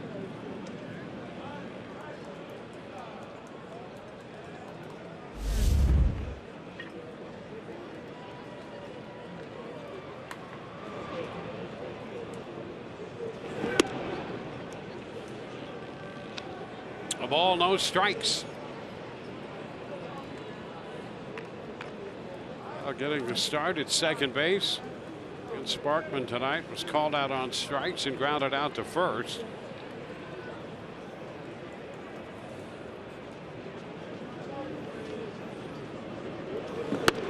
Snap throw to first, and very close right there. Back in safely, Adames. And Perez almost had his man there. Listen, he got Kevin Kiermaier in last night's game at second base, and since he's come into the league, he's picked more guys off than any catcher out there. And right there, he got a little bit of a screen, a quick release, very close play. And you know, that's the thing too. These base runners know you cannot venture off too far, and boy, that was close. Good slide by Willie to get back in.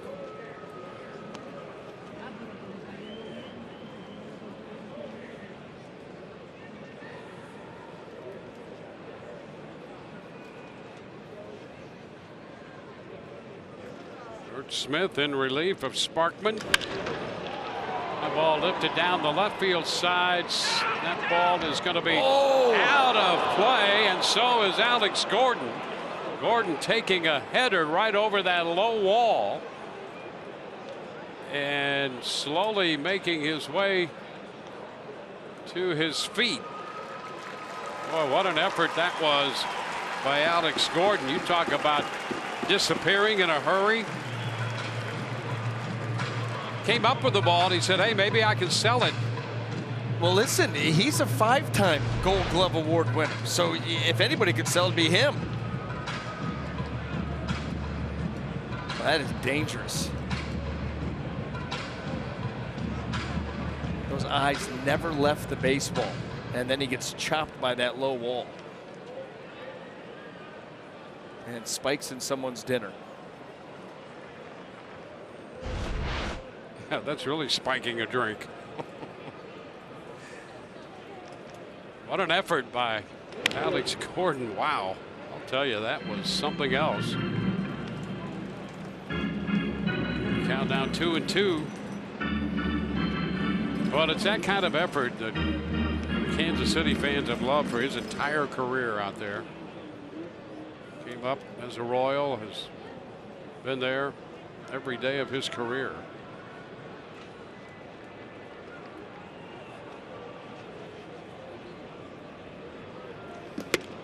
Swing and a miss. Lau's out on strikes. A couple strikeouts in the inning for Smith. We go to the 6th. 3-1 Braves.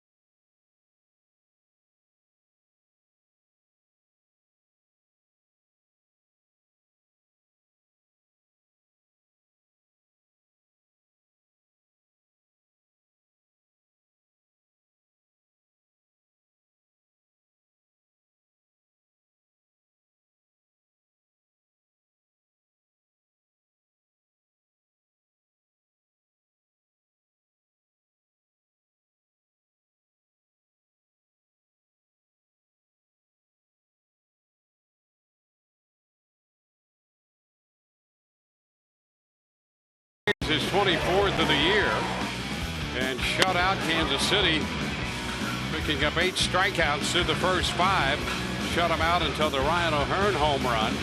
Speaking of home runs, Willie Adames hit his 7th.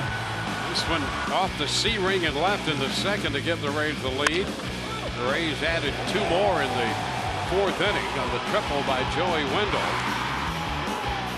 Right ahead of the home run by Ryan O'Hearn in the fifth. So we go to the sixth, 3-1 ball game. Rays in the top of the order for Kansas City with Merrifield in the batter's box, and he takes the first pitch for a ball. Merrifield doubled in the first, walked in the second, and was caught stealing on a very close play at second base. 2-0.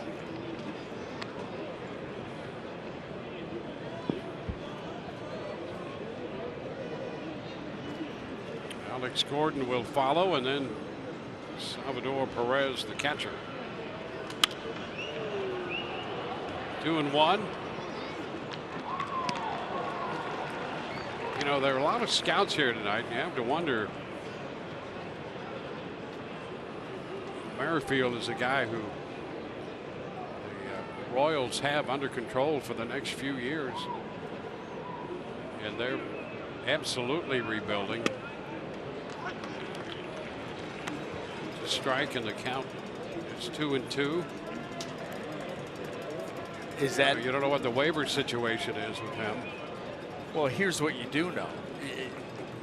Would he be claimed? You know, probably. You could then deal with that team. If he's not, you could try to trade him to anybody. But think about this too. You'd love to have a guy like this on your team. The way that he, the way that he plays the game, the way that he, as a hitter, hits for average. Does a good job at drawing walks. A higher on-base percentage. Think of the versatility. Where's he playing tonight? Yep. They're highlighting him in center field after playing second base, play around the infield. Now you put him in center in front of all these scouts. Hey, look, this guy can play anywhere. He's a good stick. I mean, there's no question that these eyeballs are on this guy right here. 2-ball, 2-strike count. Chance Rowe.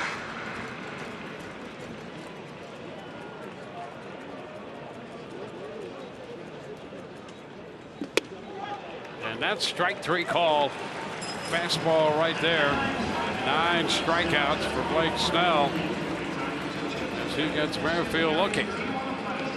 MLB at Bat, your #1 Rays app. Customize your experience to catch every moment this season. Get Rays home screen icons and features such as the MLB TV Game of the Day, pitch tracking, in-game highlights, stats, and more. Download MLB at Bat tonight. There's Alex Gordon.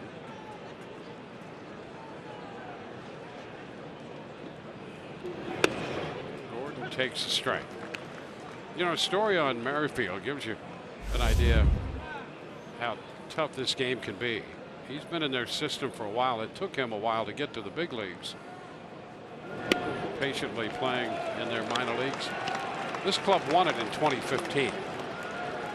Championship season. He was in the minor leagues at Omaha. He got word down there he was going to be called up. Went out, played the game, had all his bags packed. The game ended. That's a strike right there as Gordon tried to check and could not, so he's out of there, and that's strikeout number 10 tonight for Blake Snell. 2 up, 2 down in the 6th inning, and he has reached double figures in the strikeout department. So Merrifield plays the game, comes in, thinks he's going to the big leagues. And got word, well, they really need an arm now. And so they're going to call up a pitcher. You're not going to the big leagues. He didn't get up there at all in 2015. Had he gone up there for at least a day, he would have had a championship ring. Came that close. Foul ball back by Salvador Perez. Strike 1. So bittersweet, certainly. It's a tough game. It is. And you know what? To be honest with you, that's one of those things where, I mean, in thinking about it, I put myself in those shoes. If you did get up for a game or 2 and got sent back, would you want the ring? I mean, you certainly get one, and that's the way it goes. but it's kind of like, thanks, I Yeah. was here for a day. Yeah. And you don't know. He might have stayed up longer and contributed. He Right. might have gotten a big hit, You made a never great know. play. Yep, right. It could have gone either way. But he came that close to getting it and didn't. Didn't get up at all that year. There's a chopper toward the middle. That's going to go through. And Perez has a 2-out single in the 6th. Number 4 allowed by Blake Snell. Blake in the mid-90s in pitch count right now. We saw the action in the Rays bullpen. Saw Rowe up earlier, and now Kolarek, the lefty, is throwing in the bullpen. There he is. Dozier at the plate. And an infield hit in the 4th.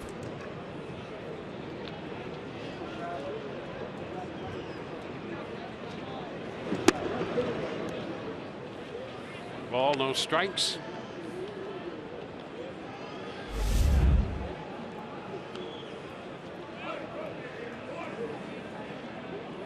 Six pitches the last time out, 97 right now. So going to get the final out here in the 6th. Dozier out in front. Well, with this change, with this pitch count where it's at now, already out ahead of where he averages every start. So I guess you could say that he at this point is fully stretched out back and ready to go, but you would love to get this last out, and this could be his last hitter.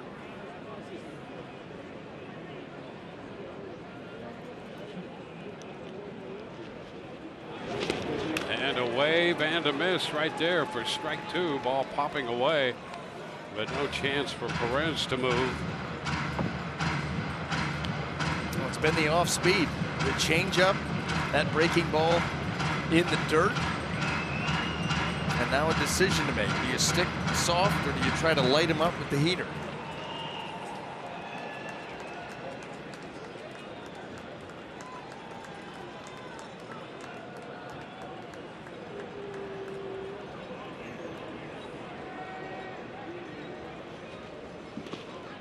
And it's down. Breaking pitch there. 2-2. I'll tell you, if you feel confident in it, I love the idea of that fastball that he got Merrifield with. Fastball at his hands, inside corner. That's exactly what Perez just called. I don't think Blake wants it.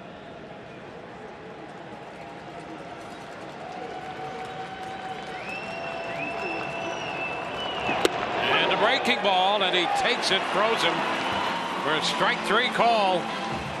The 11th strikeout of the night. We'll take a look at that breaking pitch, ending the top half of the 6th with the Rays leading 3-1.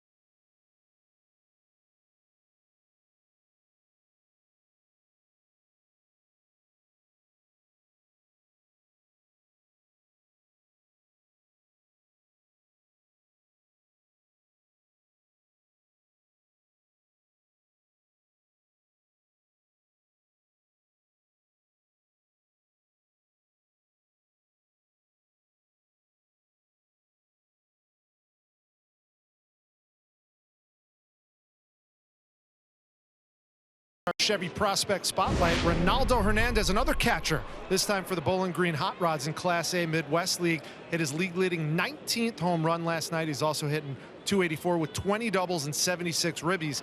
And he joins a long list of catching prospects, guys, in AA, Brett Sullivan, AAA, Nick Chufo, and now we have Michael Perez performing at the big league level.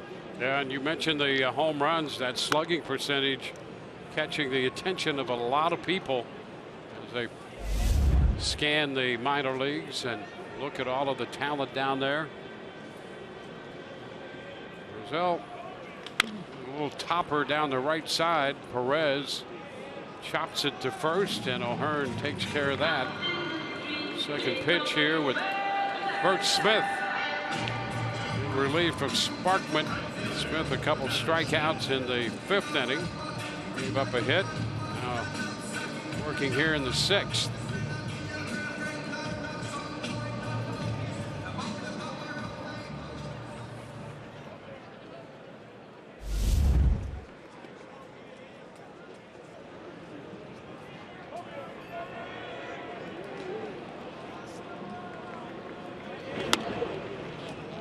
Breaking ball. Upstairs 1-0.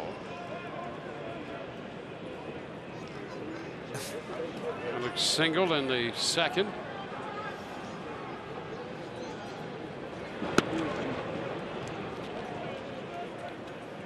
Ball, no strikes. Smith out of the University of Oklahoma.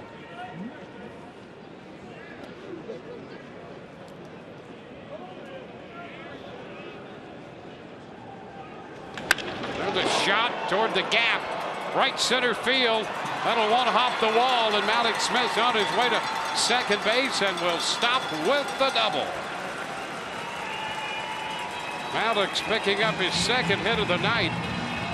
His 21st double of the year. He got into this one, 4-seam fastball right down the heart of the plate.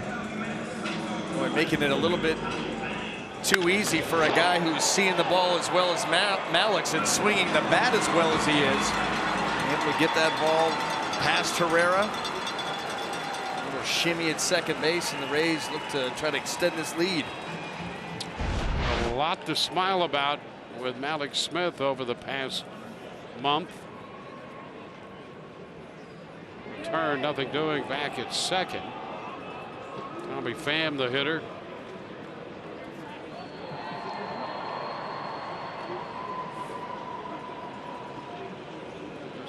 Still a 2-run ball game here, 3-1 as the Rays try to add on.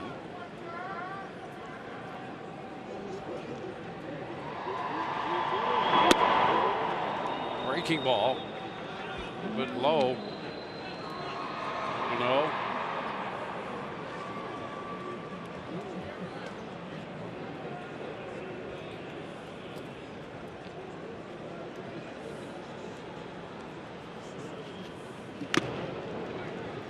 Ball and a strike. Pham drew a walk in the 4th. One of the 2 runs to score on the Joey Wendell triple. And Wendell is on deck.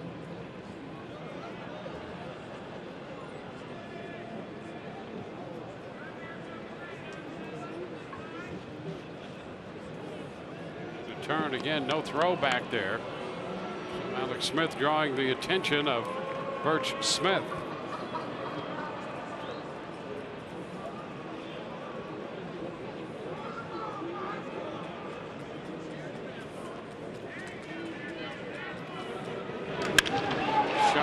Center field.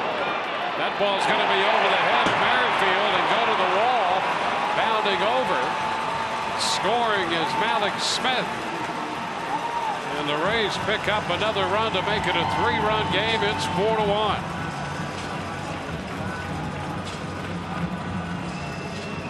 That ball hit too hard for the route that Merrifield took. He kind of turned on it and started to drift a little bit. Watch how quickly this ball comes off the bat. Gets turned around a little bit late, and at that point, you just don't have a chance. 5.2 off the bat for Pham. So he has 2 hits and a walk tonight. Now a run batted in. Joey Wendell.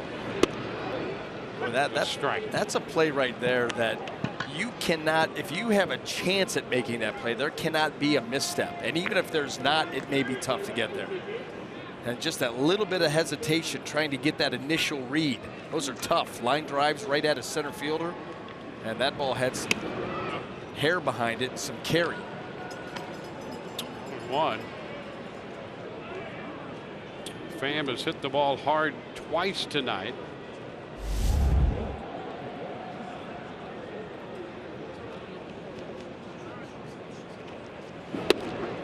Breaking ball. Now 1 and 2.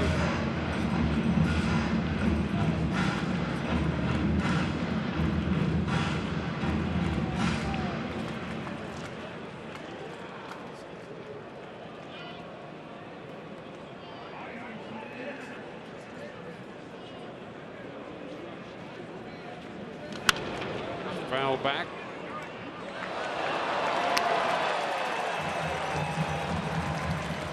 One out. Runner at second with a run home. Pham a run batted in. Wendell 2. Adames has the other one on his 7th home run of the year.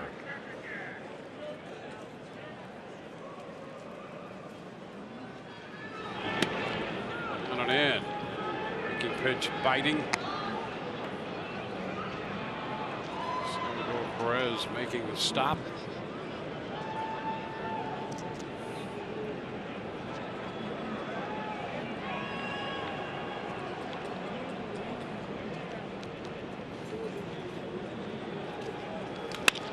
Roller to the right side. Escobar makes the play to first. Pham advances to third. He's there with 2 outs, and C.J. Cron coming to the plate. And here's what's coming up tomorrow on Rays Live, the pregame show presented by your local Honda dealers. We'll have a feature on the Rays openers and the job they've done. And a breakdown of Kansas City starter Jacob Junis. That's up for grabs between BA and Orestes. No. Orestes made that. His name was on the TV screen. That is Orestes' guy. Your initials were on the copy. Oh, but the copy didn't make it. Just like the numbers that I made up yesterday. Yep. I Really? made those. Yeah, they weren't right. Okay. Well, who knew? Well, anybody that was watching would know. 1 and 1. There were a couple of columns that got moved. Yeah, they did. They got moved. Really wasn't your fault. Well, no. Ultimately, it was my fault. Now, what led to that? I want to drop kick somebody, but it still was my fault. I took it to air. It was not correct. Swing and a miss. 1 and 2. Yeah. Yep. That was the worst. So you're going to wear it. Yeah. Yeah. Oh, yeah, because, I mean, ultimately, I'm responsible for what I say. And what I said was not correct. The truck had it right. The graphic was correct. And I got halfway into my numbers, peeked up at the screen and thought, uh-oh, somebody's off. Well, it turned out to be me. You know what, though? The great thing about that is you care. You're efforting. Well, you don't you're like efforting to be 100% all the time. I love that. Yeah, I don't. Well, here's the thing. I don't mind being wrong on, you know, you make a call. Something's going to replay. Hey, listen, I'm going to give my opinion. It may come back that I'm wrong. Okay, but this is what I'm seeing. This is probably what you're seeing at home. Everybody's going to debate it one way or the other. C.J. Cron strikes out. Later. Rays pick up a run. We're headed to the 7th with the Rays leading 4-1.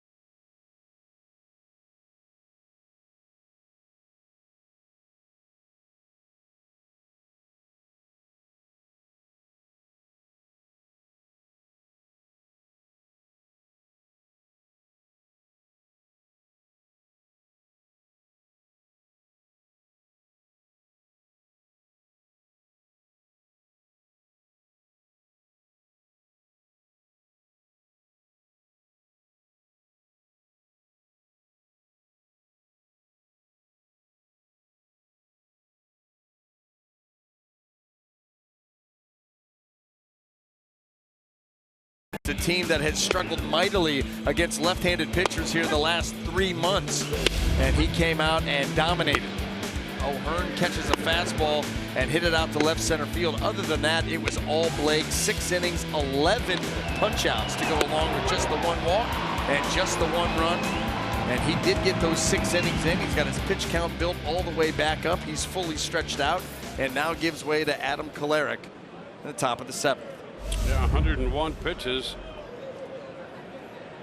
Last time he was over 100 was on the 7th of July against the Mets in New York. 112 pitches. Now Kolarek, and his first pitch into Rosell Herrera is a strike call.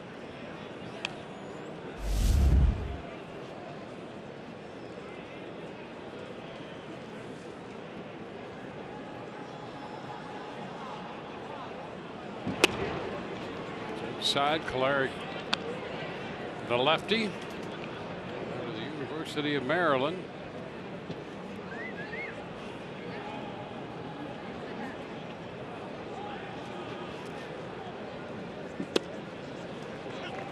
Strike. It's 1-2. Kolarek's dad played pro baseball in the Oakland organization in the late 70s and a couple of years into the early 80s.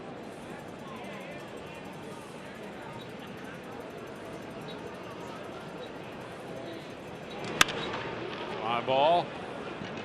Right field. Malik Smith makes the call and the catch. It was a kick in New York, watching Kolarek come into that 3-1 game. In the Thursday game up there, the Rays won that game 3-1, and Kolarek, with the bases loaded and nobody out, got the next 3 hitters to send the Rays on to Boston with a 3-1 win over the Yankees and a series victory over New York. That was fun. Lucas Duda. Pitch is a strike. I love how he said when he came in, he was trying to remind himself, hey, I've been in this situation before. You might have, but not at Yankee Stadium. You're not with the game hanging in the balance. Yep. And boy, what an effort and what a job. And you know, we see Kolarek with that low arm angle. He's below sidearm, not quite submarine, but he's down there. And every once in a while, he'll raise that arm angle up and just kind of fire a fastball. Usually that pitch is at 92, 93. When he went to that pitch to end that outing, 95. Yes. That tells you all you need to know about the adrenaline that was pumping through that body. Yeah, that was great to see. 1-2 count here on Duda.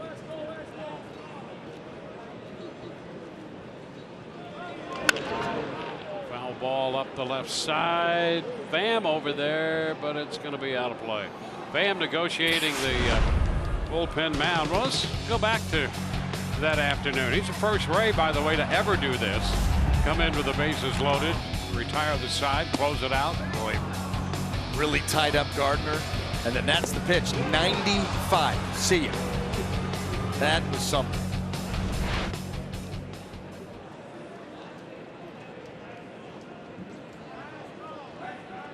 So Duda back in there with a count of a ball, 2 strikes after that foul ball out of play. Reaches out, lifts it into short right center. Alex can't quite get there. Duda's going to go to second base. The ball tracked down in center and the throw back in. That's going to be a double by Duda. That's one of those on-the-fly decisions that Malik Smith is making as he's tracking that ball down. Do I pull off of it, play it on the bounce, and keep Duda at first base, or do I go for it? Well, he chooses to go for it, doesn't quite get there, and then that ball gets away from him. That allows Duda to get up to second base. Well, you love the effort, but he gets in there and just that close.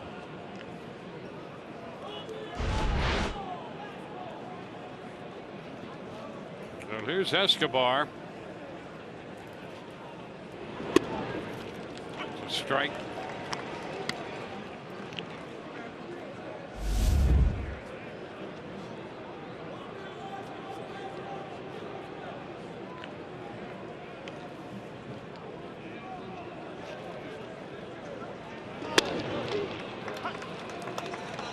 0-2.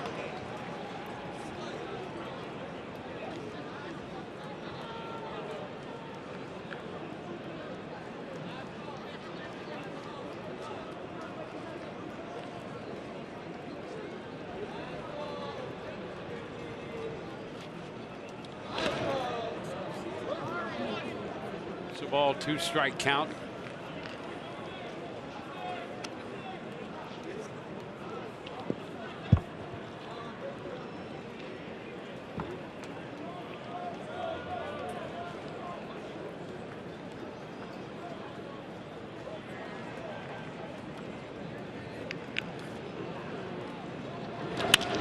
Ball that's going to go through the left side. Duda had to hang on to see if it was going to go through, so he'll advance a base to third. And Kansas City putting up a threat in the 7th inning against Caleri.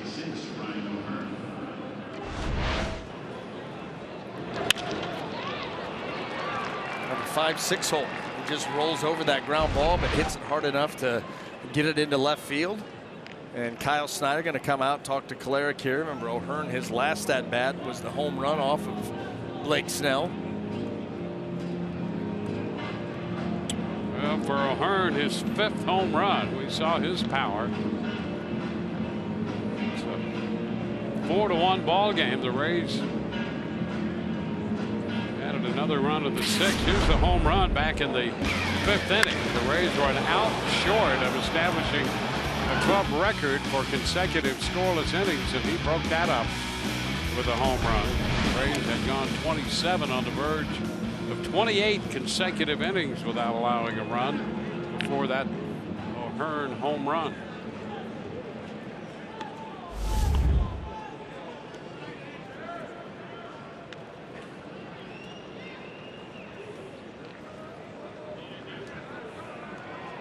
First and third, one out here in the 7th inning. This pitch is a strike around the knees.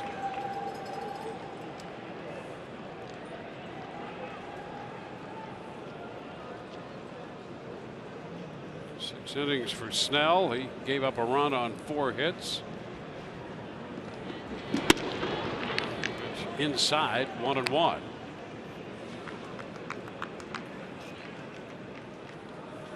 Eric on the mound. Chaz Rowe busy in the bullpen.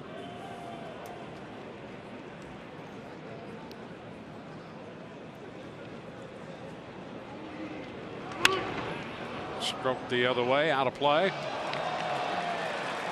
It advances the count to 1-2.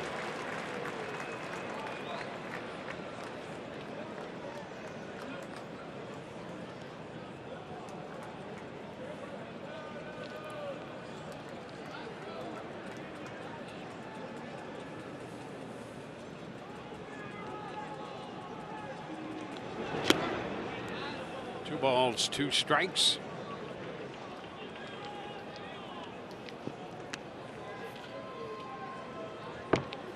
Larry came in to start the inning clean after Snell worked the front 6. Snell made 101 pitches tonight. 67 were strikes. And a cut and a miss. Hearn is out on strikes. Make it a dozen for the Rays pitching staff tonight, and that's out number 2 in the 7th. Well, there's the release point. You see the spin on that baseball and just caught a piece of it. Michael Perez able to hang on. Made a concerted effort of staying down that entire at bat and picks up a huge strikeout. Now, Adalberto Mondesi is the hitter. See nothing of 2 on the night.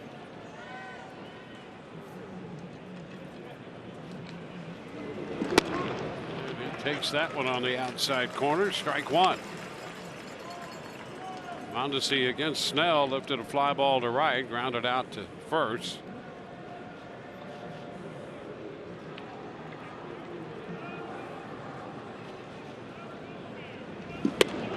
And strike 2. He takes the fastball on the other side of the plate there. That's the change in arm angle that you'll see every now and then. Instead of coming from the side or a little bit below it, he'll bring it up to that lower 3/4, and that's when he's able to drive that fastball. And again, at 93. Do it again. Ooh, very close out there. That appeared to be the perfect pitch. It was. It just wasn't called. Look at that. My goodness. Can't do it. Put it in a better spot. Throw another strike. Is down. Chased by Mondesi. Takes the count to 2-2.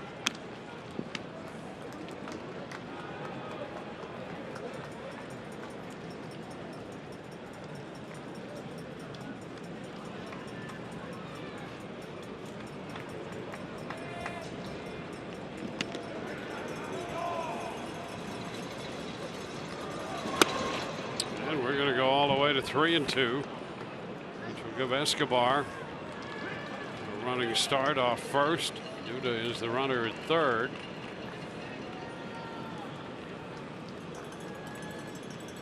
First and third, 2 outs. Full count to Mondesi. Here we go. Ground ball headed to short. Long throw, a quick release, and a scoop at first. Adames to Bowers takes care of Mondesi. No runs, 2 hits, 2 left. Nicely done by both Adames and Bowers to get that final out. 7th inning stretch time at Tropicana Field. The Rays 4, Kansas City 1.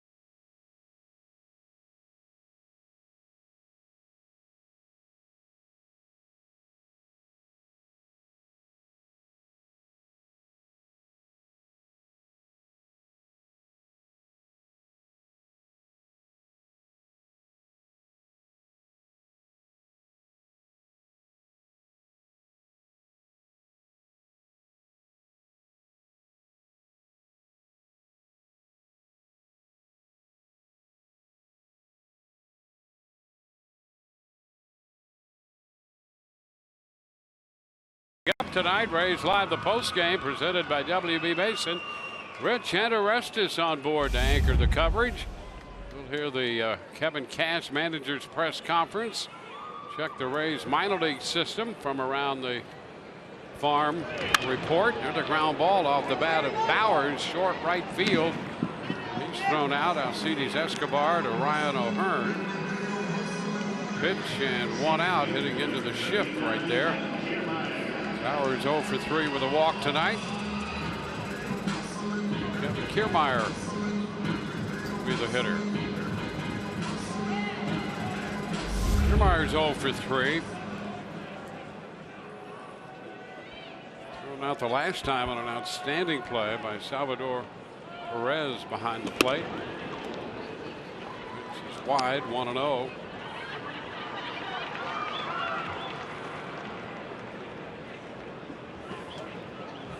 3 runs off Sparkman and a run off Bert Smith. He's got 6. Snell gave up a run. Kolarek worked the 7th. Left a couple men on. Ball 2 to Kiermaier.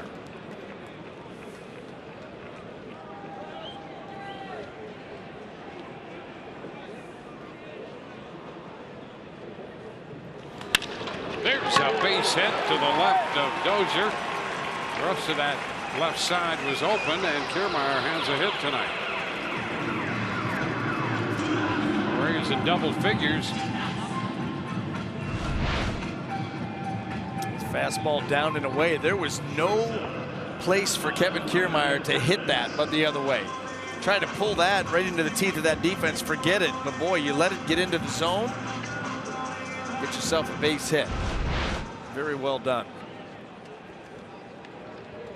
11 hits on the night for the Rays, 4 off Smith. Here's Willie Adames with a home run and a single. Kiermaier hopping right back onto the bag.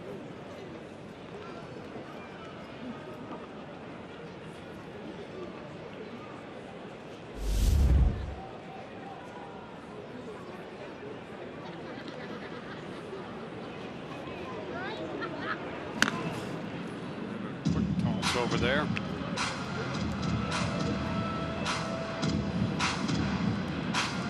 Rays won last night 1-0. They lead 4-1 tonight. More night games against this team. Line drive, base hit over the head of Mondesi. Kiermaier stops at second. Gordon up with it in left. Came charging in. And Adames has a 3-hit night, 3 for 4. Boy, a lot of times you go after a fastball up here, you're going to pop it up and see how Adames is able to get the barrel out in front of the plate and get enough lift into that swing. Kept it on a line.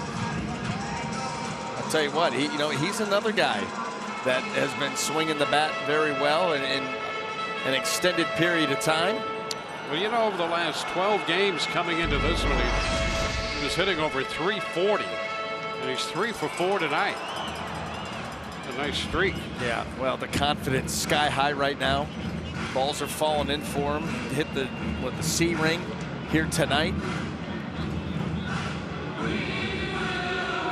Well, you go back to that walk-off that he had. I think it was the last homestand. And think about the kind of power that he has. Balls middle in. Saw that here tonight. Now you're seeing the ability to hit for average. Brandon Lau takes a strike. Lau looking for his first hit on the evening.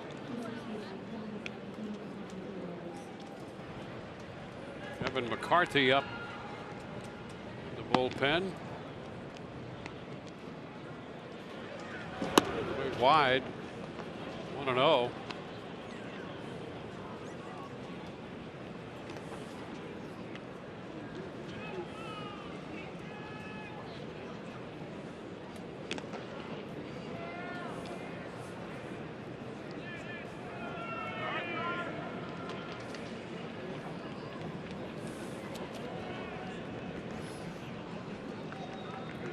Myers second, Adames first. Here comes the 1-1 pitch. Foul makes contact, fouling it back. 1-2.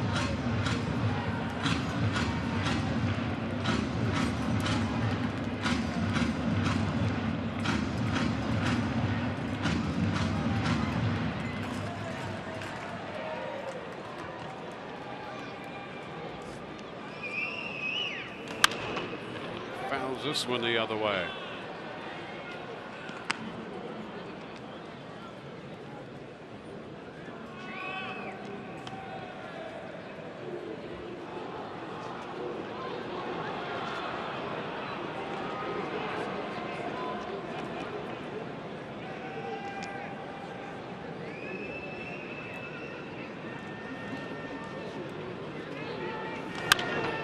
Fouls that one out of play.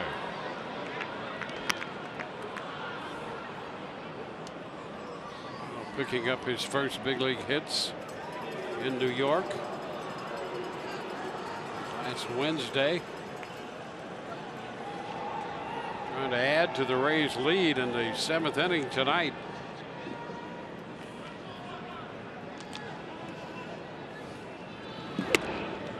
take the count to 2 balls, 2 strikes. Smith worked the 5th, worked the 6th, gave up a run on 2 hits in the 6th. A couple more hits here in the 7th inning with 1 out. 2 and a swing and a foul tip strikeout. So Lau's out number 2.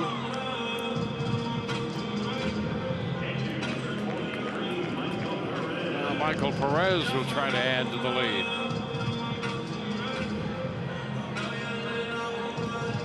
Perez with a couple hits and 3 at-bats tonight.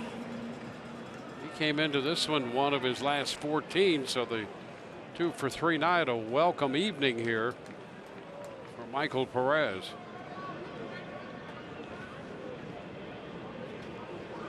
The pitch is in there, a strike.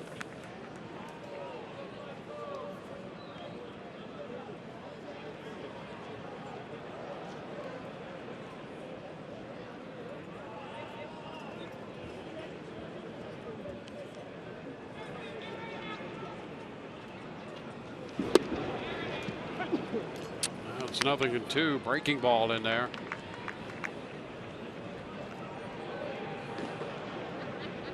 Three runs off Sparkman, 1 off Smith. Chance for more here in the 7th inning.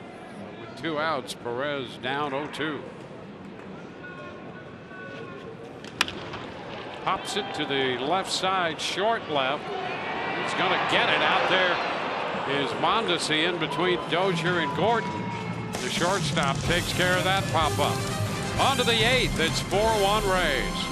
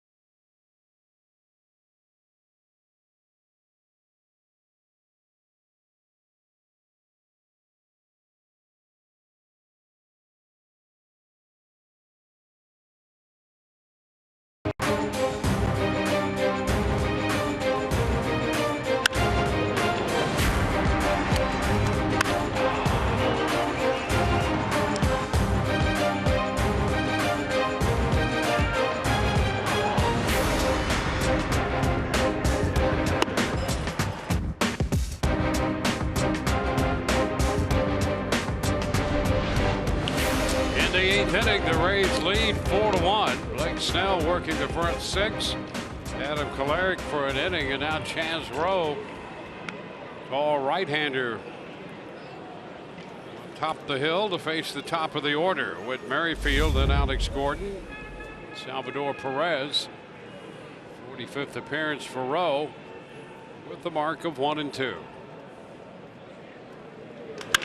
First pitch, Merrifield sends a fly ball to right. Alex Smith back on the track and makes the over-the-shoulder grab. 1 pitch and 1 out on that fly ball. Some carry, but Smith got back there. Well, Kevin Cash going to that bullpen and once again trying to bring in the right guy in the right situation. You think about Chaz Rowe and what he brings with that slider. Really uses his fastball as a pitch to set up that slider. One of the nastiest in the game.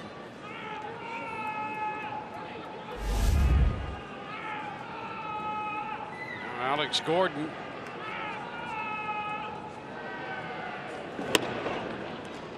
Outside 1-0. Gordon 0 for 3 tonight with a couple strikeouts.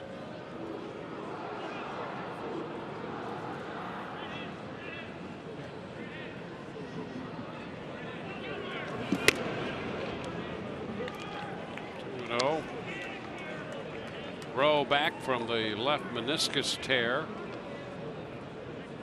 Spent a little over a month on the disabled list with that.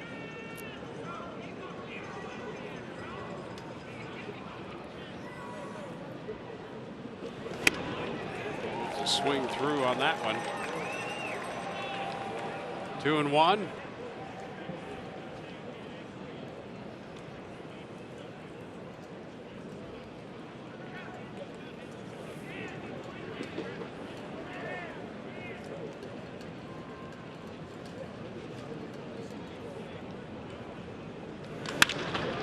The other way into left. Pham angles to cut it off, and it's going to be a base hit for Gordon. Pham was shaded toward the line and had to angle back a bit toward left center to stop that one. Well, he stayed with the fastball, Chaz. Oh, this one's up just above the belt, and Gordon does a nice job of slicing that into left center field, but good hustle right here. There's that angle you're talking about, Dwayne, and Pham gets to it rather quickly. Gordon had his eyes on second base, and that effort right there kept him right at first. Salvador Perez plays off that big slider. 1-0.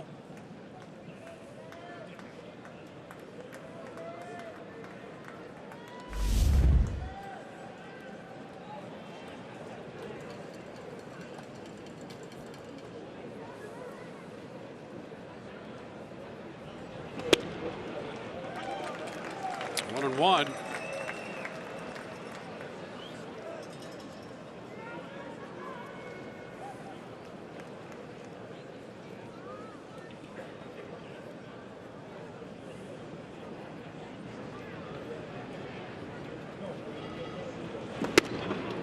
That's in there. Ball, 2 strikes.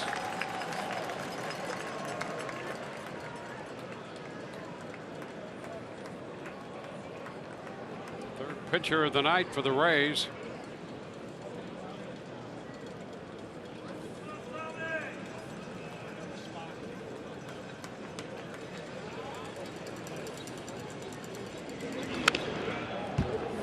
Fouls that 1-2 pitch. Spins that pitch across the plate. It's pretty amazing how much spin he's able to get on it. I mean, that into the zone, and it just buries itself out of there. You see guys start their swing and they really just run out of bat. Salvador Perez almost did on that swing, right off the very end of the bat. Not long enough to cover how far that pitch can break at times. And he checks this time. 2-2.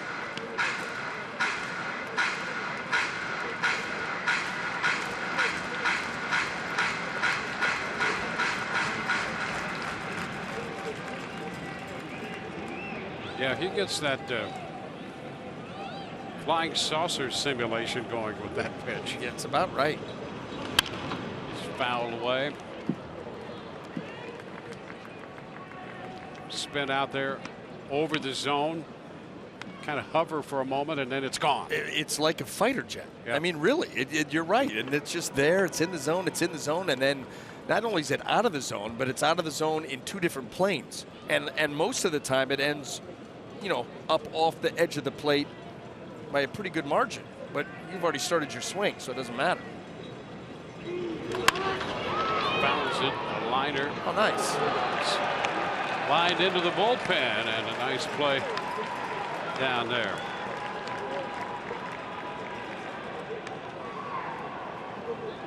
That would not have been good if he would have been mid-delivery to the plate down there. Kevin McCarthy's already warm. He's been down there for a while, and so he was ready to stretch across and make that catch. And the slider's fouled away, so the battle continues here.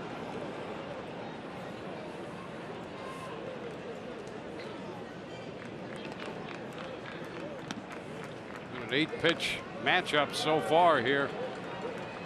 Rowe against Perez in the 8th inning.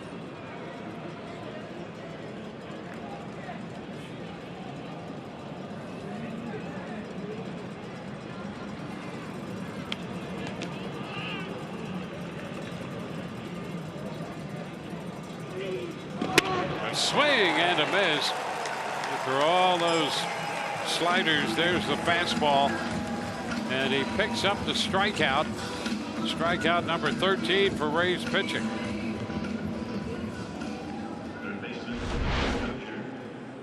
Well, he kept this fastball just off the plate at the top of the zone.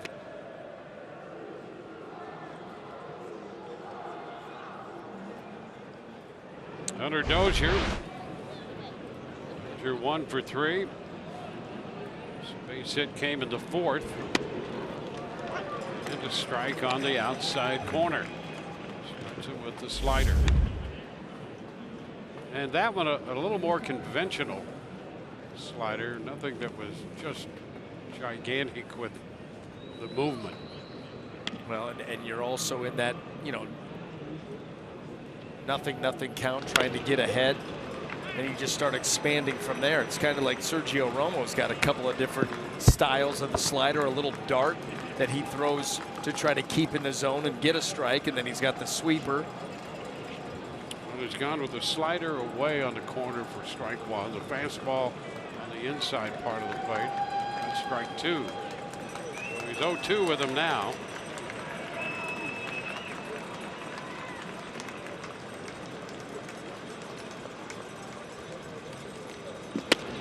And he got the swing there on that big slider away. Dozier tried to check, but he went around. Bottom of the 8th coming, 4-1 Tampa Bay.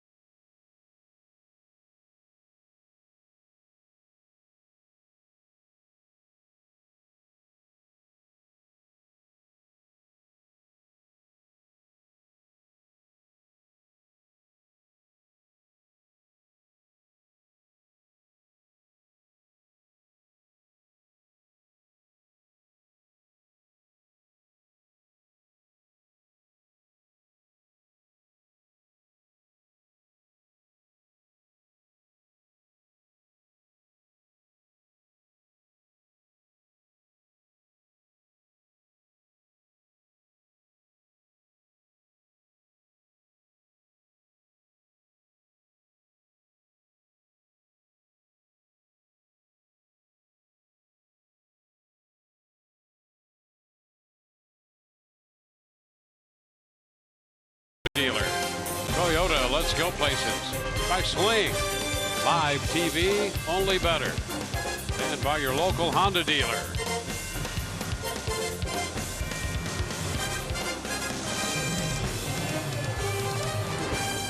And at the bottom of the 8th.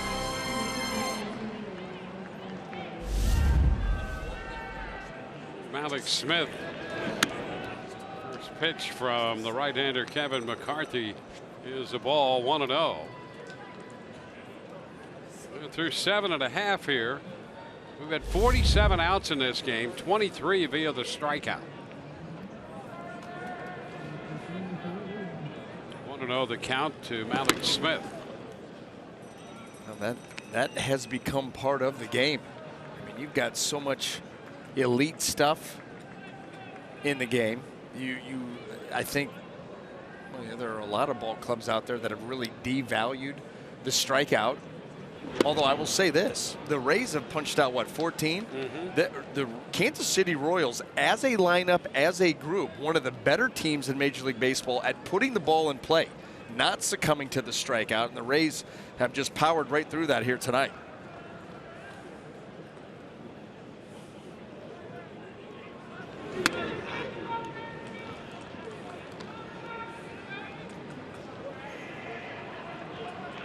Two now. I read something the other day that it wasn't too long ago, and I don't know if it's still relevant to right now, but it wasn't that long ago, and I mean in the last couple of weeks, maybe last week, week and a half, where there were more strikeouts in Major League Baseball this season than hits. You know, I think they had that in April. Yep. Was the first time that was and ever for a month. It happened again. But it was for the season. There were more strikeouts than hits, and that was in early August. Hard to believe. A swing and a miss. Alex Smith is out on strikes. Well, Alex Smith out on strikes for the first time tonight, and the strikeouts continue to pile up. Bobby Pham will be the hitter. Been a good night at the plate for Pham, and he's made a couple nice defensive players, and there's another hit. Pham picking up his third hit. He has 3 hits and a walk tonight. We talked about that early hitting he took today, and boy, I guess it's paying dividends here tonight. You know, nicely done. But I'll tell you what, he has hit the ball hard, just hasn't found the holes. And now he's finding the holes, and things are starting to happen for him. I think we all felt it was just a matter of time, and you looked at his numbers and said, yeah, but the contact would tell you that that's going to improve. And so here you go. And he gets another hit, and the hits close in on the strikeouts. That's what, hit number 20 with 24 strikeouts. Now the pitch to Wendell. Strike the count on Joey Wendell. Had a big hit, a 2-run triple in the 4th.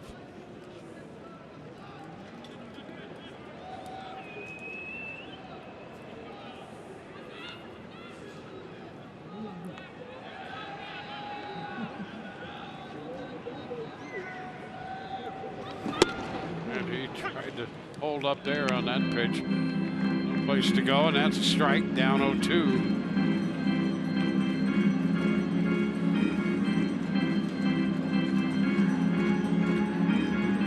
Off of a pitch like that, so often you see them try to back foot a breaking ball. I'm going to stay away. There goes the runner, and the pitch fouled back, reaching across there. Wendell. Pham will head back to first. Well, the Rays playing with the lead. They have that tendency, like a lot of other teams, to get aggressive on the base paths.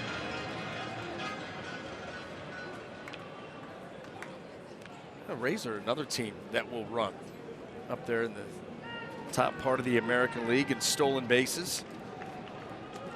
Yeah, they came into the series 3rd in the league in steals.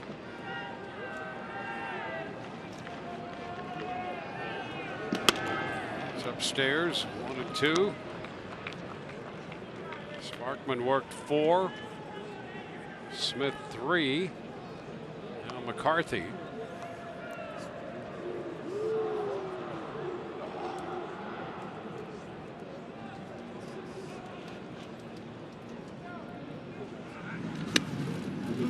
Back in there.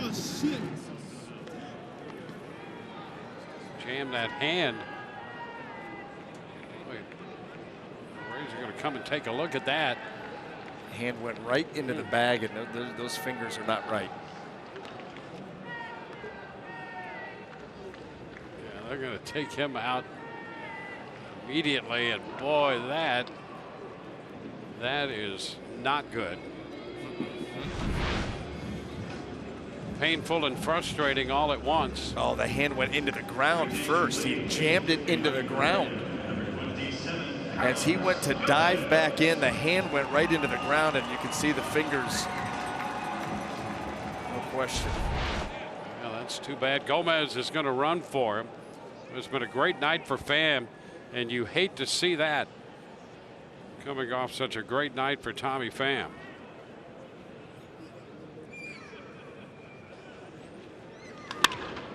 Lifts a fly ball into right. Herrera camps under it, makes the catch. The 2 outs with Gomez remaining at first. A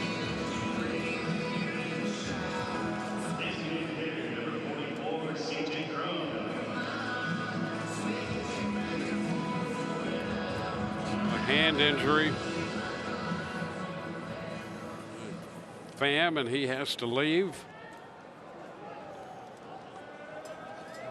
Frustrating that is, as well as painful. C.J. Cron, the tap foul. You think about after the trade, the second ball game as a member of the Rays, he takes a sweeping breaking ball off the foot and has to miss an extended period of time with a fracture. And then just diving back into first, that hand goes right into the ground. And like you said, on a breakout night, a 3-hit night. Yeah, you really feel for him there. Yep. Gomez back in at first.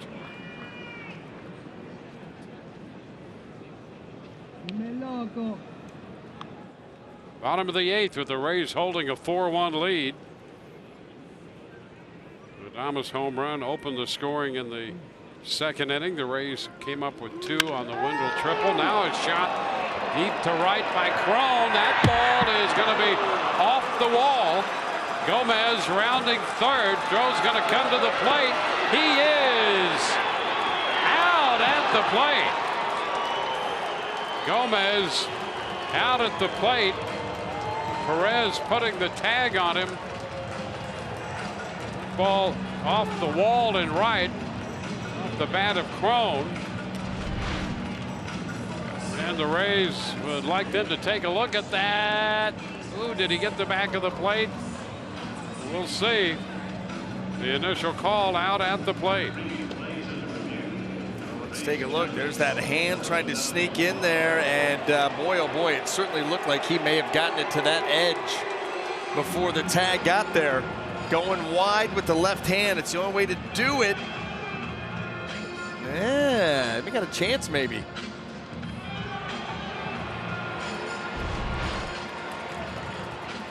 The Rays trying to pick up an extra run here in the bottom of the 8th inning.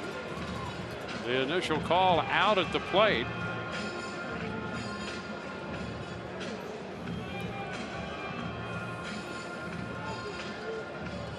And the Rays on the challenge.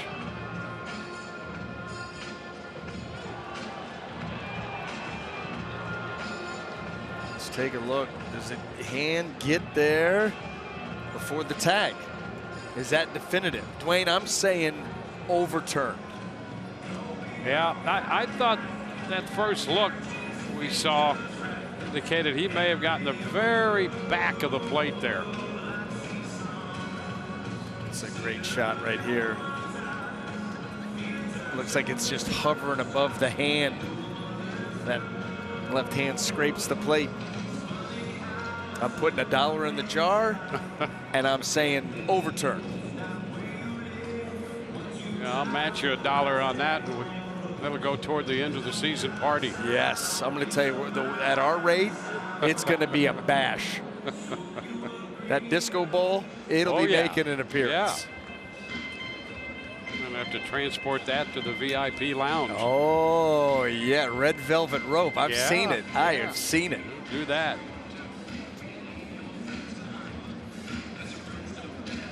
Well, C.J. Cron has his second hit of the night. Let's see if it drives in a run or not. It's going to be a little closer look here. Close. He's on the plate right now. Yeah, and it's hovering. Yeah. Unless the strings count. No, strings don't count. That's right.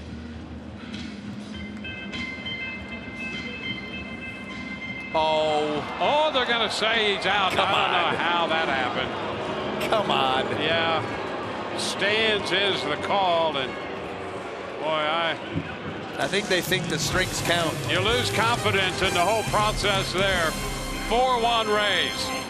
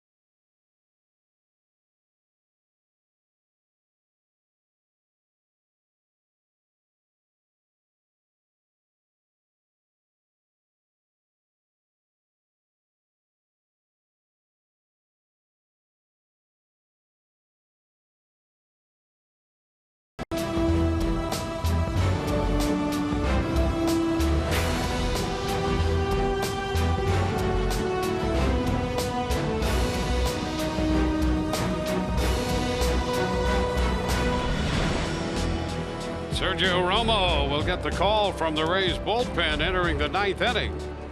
Rays holding a 4-1 lead. Rosell Herrera will turn around to hit left-handed. Romo makes his 60th appearance. The first pitch is too low. 4 runs, 14 hits for the Rays tonight. A run, 7 hits for Kansas City. Alex Smith now moves over to play left, with Gomez staying on to play right.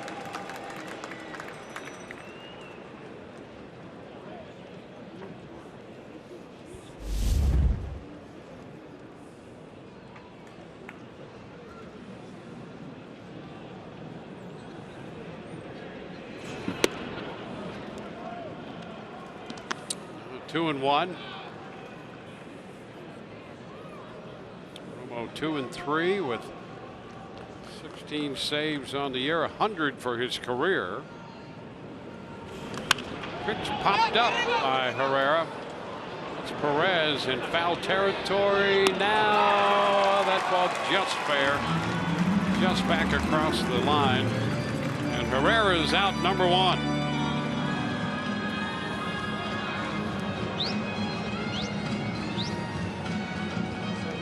Well, you continue to like the job that Perez does behind the plate.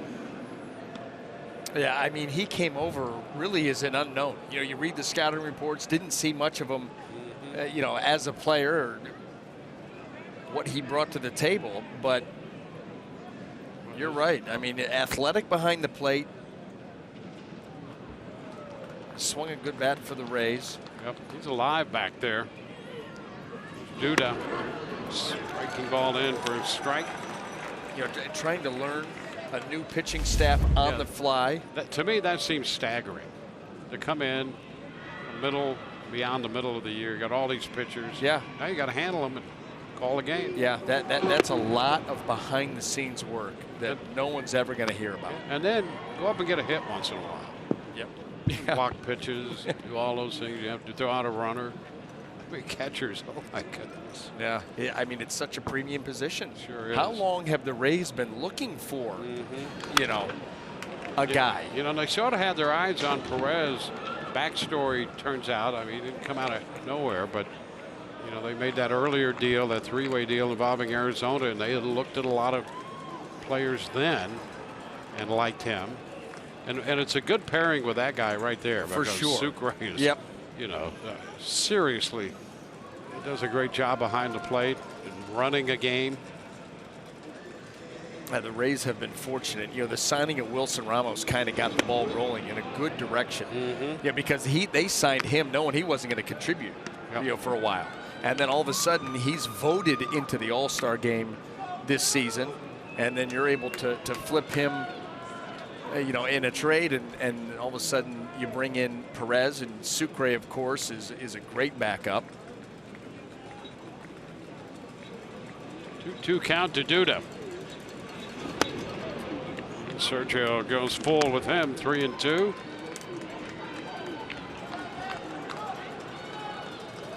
Mercedes Escobar, the on-deck man.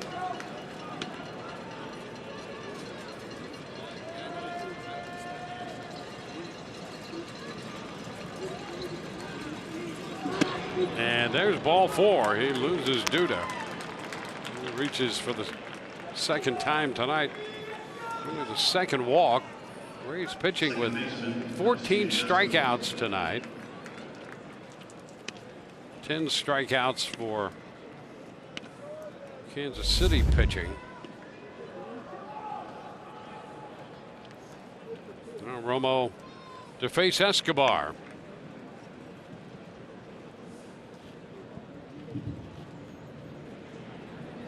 And the pitch is a strike. Escobar's had a nice month of August. He's struggled a good part of the year at the plate. Sitting over 300 for August. Came into the game at 209 and had a base hit in the 7th, so he's 1 for 3. Sends it back into right center field. Gomez on the run, and he got there, couldn't hold it. Ball loose out there. Duda's going to go to third. And Escobar winds up at second. And now a serious situation, second and third, 1 out. Well, you know, here's the thing too, Dwayne. Kevin Kiermaier, look where he's at. So as this ball comes off the bat up in the air and they start to track it, Kiermaier is pointing to Gomez, basically telling him it's going to have to be you.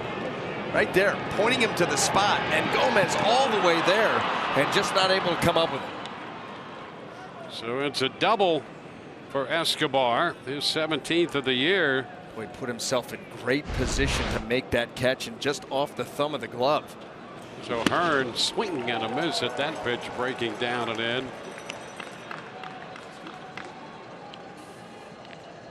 Hearn homered in the 5th inning off Blake Snell. A threat in the 9th.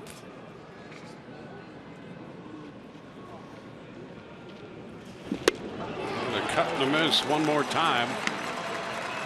0-2. Romo needs another one of those. Hearn is geared up to try to drive a ball out of here. So you try to take advantage of that. He's gone off speed. Slider, back foot, good changeup. Do it again. Down and in. He lays off ball in behind the plate umpire Torres and tracked down by Michael Perez.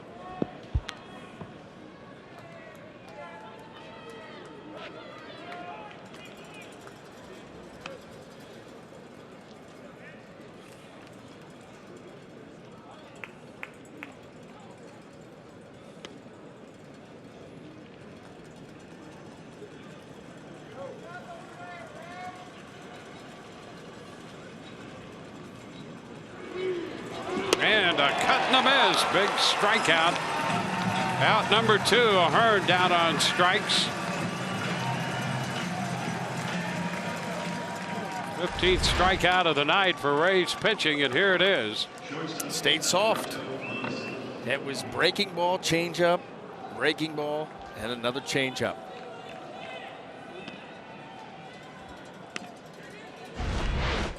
To this point, we've had 50 outs recorded in the game, 25 on strikeouts. And here's Mondesi. 2 men in scoring position, and Mondesi waves and misses.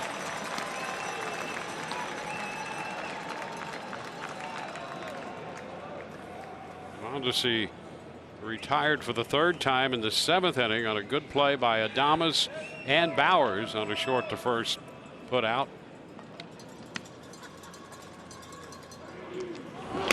Down and in. Nice job of covering up by Perez.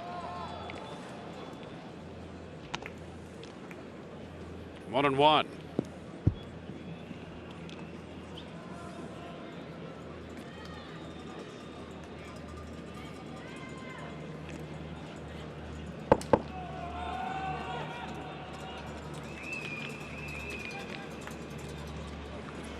And a wave and a miss makes it 1-2. The Rays staff with 15 strikeouts. 16 is the Rays season high for strikeouts recorded by the pitching staff. So they're 1 away from that. They'll take this final out any way they can get it. The 1-2 and a little low and a check by Mondesi. 2-2.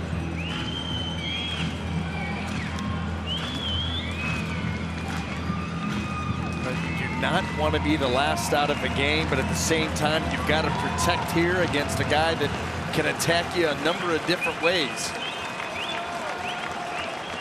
A lot of pressure on Mondesi here.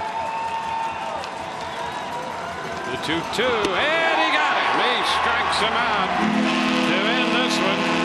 16 strikeouts for Rays pitching, and they win it 4-1. They've taken the first 2 games of this series to go 4 games over 500. Back with the totals in a moment.